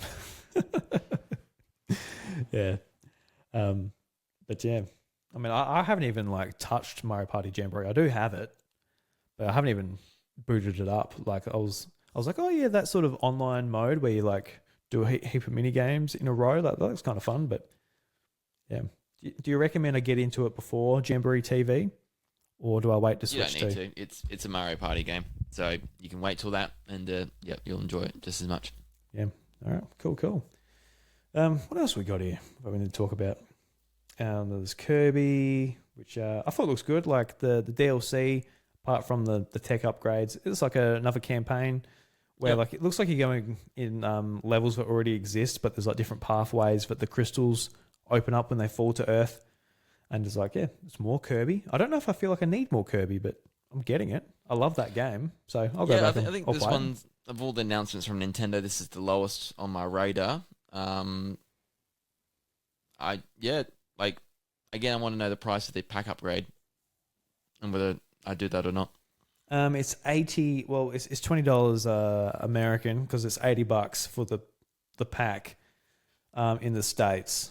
So it'll be about $30 for us. Yeah, which it'll be the most expensive one, just purely because it is more content, more DLC. Yeah. Yeah. So might be more than 30. Yeah, we'll see. Yeah, it could be. It'd be good if that one could be included in Switch Online if it's expensive. Which it won't be. But yeah, I mean that's most of the Treehouse stuff there, Josh. Unless you like talking something else, I think Street Fighter looks pretty cool. Looks like Street Fighter. Looks like it works pretty well on Switch. Some exclusive modes where you can shake the crap out of your Joy-Con. I think it was called Calorie Mode or something. Don't know. Looked interesting. I was sort of thinking about getting Street Fighter on Switch too, but I can't see myself having time on launch day. I want to play Tears of the Kingdom and Mario Kart. And, I mean, there's Ridge Racer Arcade as well. I mean, there's a lot. There's honestly a fair bit for day one. So I might be... there's some good third-party stuff there. And, probably would look at the other stuff at a later time, especially Cyberpunk. I'll just wait for the price to go down. Yeah. That's one to wait for a deal for. That's the thing. I kind of want to get it because it's like as far as physical games go, it's like one of the physical games I would actually get because it's actually all on cartridge. It's like that Mario Kart, and that's kind of it for day one as far as like the all on cartridge games. GameCube NSO games that day as well. So like playing F-Zero and of course, that's one of them too. Yeah, I mean that's got plenty. Like I mean that's another one, Josh, because the next game that's coming out after the 3 at launch. The fourth game is going to be Mario Strikers on GameCube. Looks like it from the Treehouse, isn't it? Yeah, they confirmed it pretty much. Like it was already on there, and I think they literally said it. But I don't know, it could be wrong, and plans could change. They said at a later date, from what I recall. But it would make sense to me that'd be the next one if it's all pretty well loaded there. But they can easily swap it out. Yeah, I mean, they can just do what they want, load up the ROM and change it. Yeah, that's right. So I mean, when that comes out, Josh, we're doing a game night. Get the game chat out. Yeah. Press that C button. We're playing that online. Strikers was good, and we're just going to hope that it works well online. Just had charged on Wii, so never done the GameCube. Yeah. I played it the least because, I didn't have a GameCube. But I played it, there was like a demo at AvCon, so we played it a lot there. And I've emulated it a lot too. It's on my Steam Deck. So I've played it a bit. It's like way faster. It's so fast. Cool. Sounds good to me. It's wicked. It's like foosball where you're just going nuts with the knobs. It's like, they're just spinning your players. It kind of feels like that. Like once it's all going, it's really fun. Hell yeah. So the idea of like, I think that game's 4-player, I assume. But 4 players doing that. Like I hope Switch Online GameCube holds up well when you're playing online. Yeah. I hope you'd like to think so. I hope they've done a good job of that. Yeah. I'm not that confident in that. I'm confident in my little video working. I'm confident in my little laggy gameplay working. Not confident in like a game like Mario Strikers with 4 players and like it mirroring to other players. A little bit less confident in that, but fingers crossed. Yeah. I don't know. I'm very excited, Josh. All I can do is just like go on YouTube and check out all these Switch 2 videos, all these influencers and whoever who got to go and see it in New York, and can't wait to go and try it ourselves in Melbourne in about a month's time. Yeah, 9th of May for us. We get the special chance to do it one day early compared to all the other Australians. So can't wait. That's going to be fun. We'll have some more info by then. We might be able to experience a few more things with Mario Kart and other things like that. Maybe they'll expand it a bit more for our experience. I don't know. Fingers crossed. That'd be wicked if they could do that. But I don't know.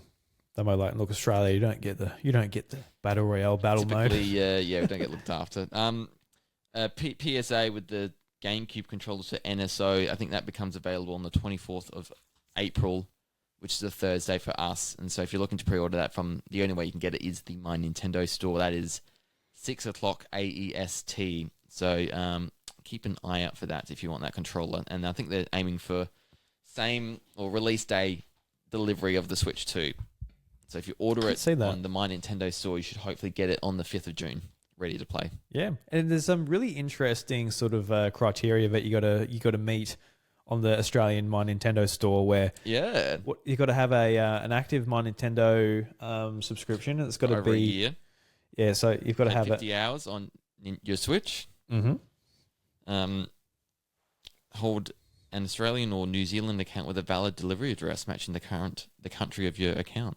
Yeah, so they seem like some pretty good criteria to meet. To be honest with you, like it's pretty. We're tick. Yep. It's pretty standard just for somebody that would want one who doesn't just want to sell it on. Correct. Especially from My Nintendo, like scalping. Yeah, if you're a mum or a parent or whoever getting it for a kid who's if you're not a gamer yourself and it's a present, you got to go elsewhere, mate. This is where the hardcore go. I've played at least 50 hours of this thing. You know what I mean? I sat down with 50 hours. That's a little bit harder, for the mums and dads. Yeah. I'll tell you what, my kids, I don't know when I'll get them a Switch too. Might need a few price drops for getting it for kids. Yes, before that. They can play all the Switch games in the meantime. Yeah. It's like, Lucas is like 20 when he gets a Switch 3. So he never gets a Switch 2. He just has Switch 1 the whole time. Yeah. Has my hand-me-downs. Something I've got to think about too. Do I trade in my OLED or does it go to the kids one day when they're not going to destroy it? Which one of your 7 Switches? That's right. I was thinking about it because how many Switches do I have? I've got 6, I think. I want to keep my Mario Red one, which is like the normal LCD one. I want to keep that one with the red dock and everything. I've got a Pokemon Scarlet and Violet OLED that's still in its box. I was thinking about getting rid of that because Scarlet and Violet doesn't bring me any joy, so I don't really the limited edition console doesn't really do much for me. And so I might get rid of that. And that hasn't really lost its value, really, because it's limited edition. So that might be a good little booster to the Switch 2 fund. But I'm pretty happy with the other ones. They're like limited edition Switch Lights and things like that. So I'll probably keep them. Don't get rid of them. Yeah, that's right. Yeah. I'm still waiting. Like my Switch Lite OLED screen still haven't shipped. So I'm like, look, I might just give up on that. Maybe just reimburse that money and put that into the Switch 2 fund too. It's like, I pre-ordered that watch and for delivery in October, and it's got delayed and delayed and delayed. I'm like, all right, kind of over it now. It's been that fucking long. I've got like next gen Nintendo on the way now. So yeah. Yeah, not fair. Actually, another thing. Just I was thinking about the Pro controllers, Josh, and like a lot of people are saying it's got like a sort of like a soft touch finish, and that's what like the extreme rate shells for the Pro controllers have now, like a soft touch. So I'm like, that's interesting. It might actually feel like the controllers that I've reshelled. But yeah. Yeah. Keen for the headphone jack. I think that's a cool upgrade for that. The design's not that different, is it? And then you get the extra buttons at the back. Yeah. Hopefully the feel. Yeah, hopefully that's an improvement, maybe. Yeah, I mean the Pro. It looks. I like the look of the Pro controller. They did like a couple of things to it, like on the current Pro controller, like the handles, like they got screws in the bottom, and like you pull that off, and that's how you get the shell off. But that's not the case. Like it doesn't have those joints in it, so it just looks more sleek. Like there's no like, it doesn't look like it's put together like a piece of Lego. It's just like a full controller, which I quite like the look of. And that's one thing we've got to look out for too when we actually get our hands on the controller. Is just like Nintendo, they put a lot of focus into the analog sticks. They're called, like, Nintendo described them in the developer's ask, like smooth gliding sticks. And people that went hands on actually noticed it. Then I read it in the actual the write up there. I'm like, interesting. So the aim was to make like the best controller, which was interesting. Like they actually mentioned that, like they wanted to make like the best analog sticks. So I'm interesting. There's something about like when they go to the side, you can't hear them. Like they don't make as much noise. Like for example, like this one on the Pro controller, I'll be like.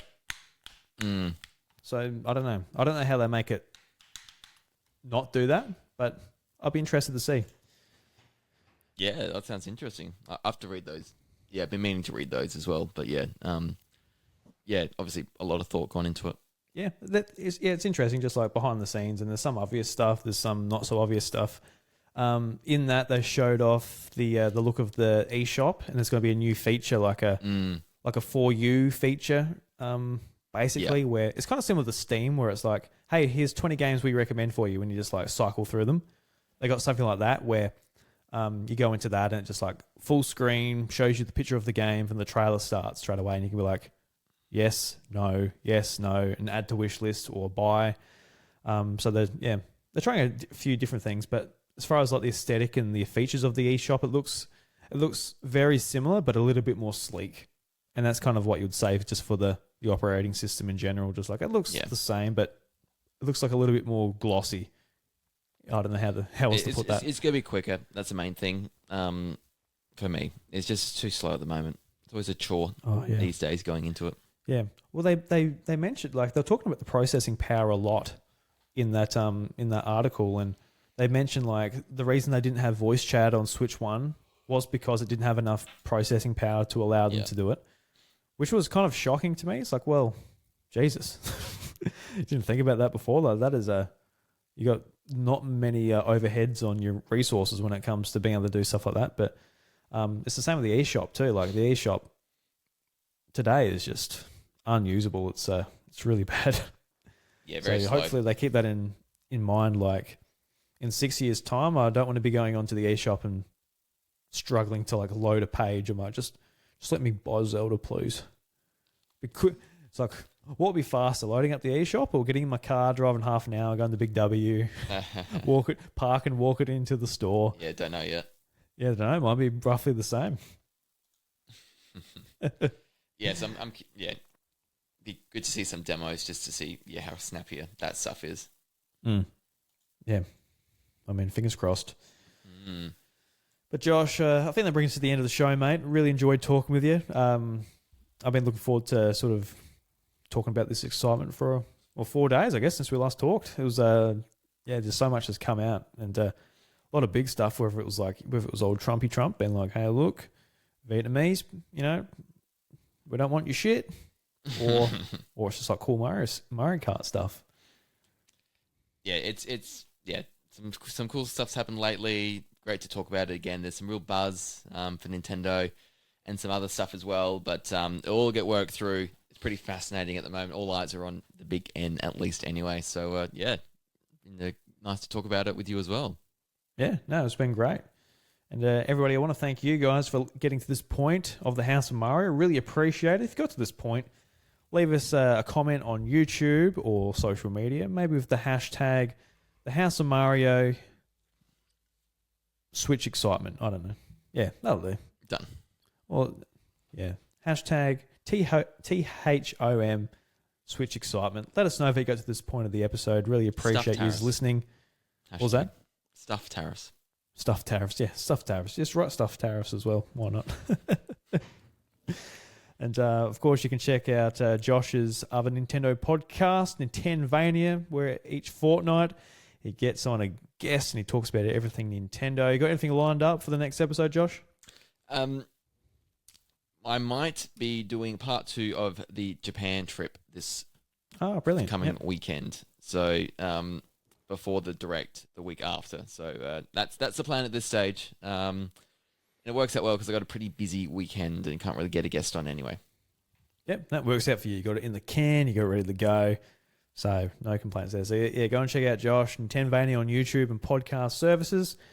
And if you're listening to this on audio, you can go over to youtube.com/iDruby. You can check out the video. And of course, if you're on the video, you can go over to your podcast services and check it out there. And leave us a 5-star review. Really rate helps our us. shows, please. That helps. Yes, rate our shows. Goodness gracious. Thank you. If we don't tell you to do it, no one will. So there you go. Go and do it. That's right. That's actually true. Yeah, it's funny because like there was a site called Chartable where I used to go on there and it used to say like, hey, look, you've got a review. But now I've got no idea. I haven't checked it in God knows how long because that website went kaput. They stopped. Yeah, that's right. So maybe I should check. I'll only be disappointed. No. Don't disappoint me, guys. Leave us a review. Back, baby. Do it. Nintendo hype is real again. Yeah, that's right. So hyped. Can't wait. I've got like a wallet that I've got my Switch fund cash in. And bitch is going to be so empty in a couple of months, Josh. Well, you got cash? Yeah, mate. I've got cash aside. Okay. 60 days, you got to keep it safe. That's right. I've told everyone now. They're going to find out. That's right. Yeah, I know where you live, mate. You want $600 cash? You know where to find it, I guess. Yeah, I'm going to spend $300 in fuel to get there.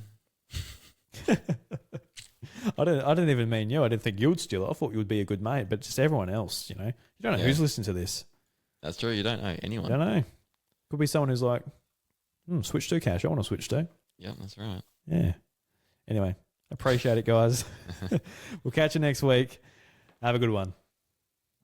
Doors are closed. I've got to say that. They're closed. Get out.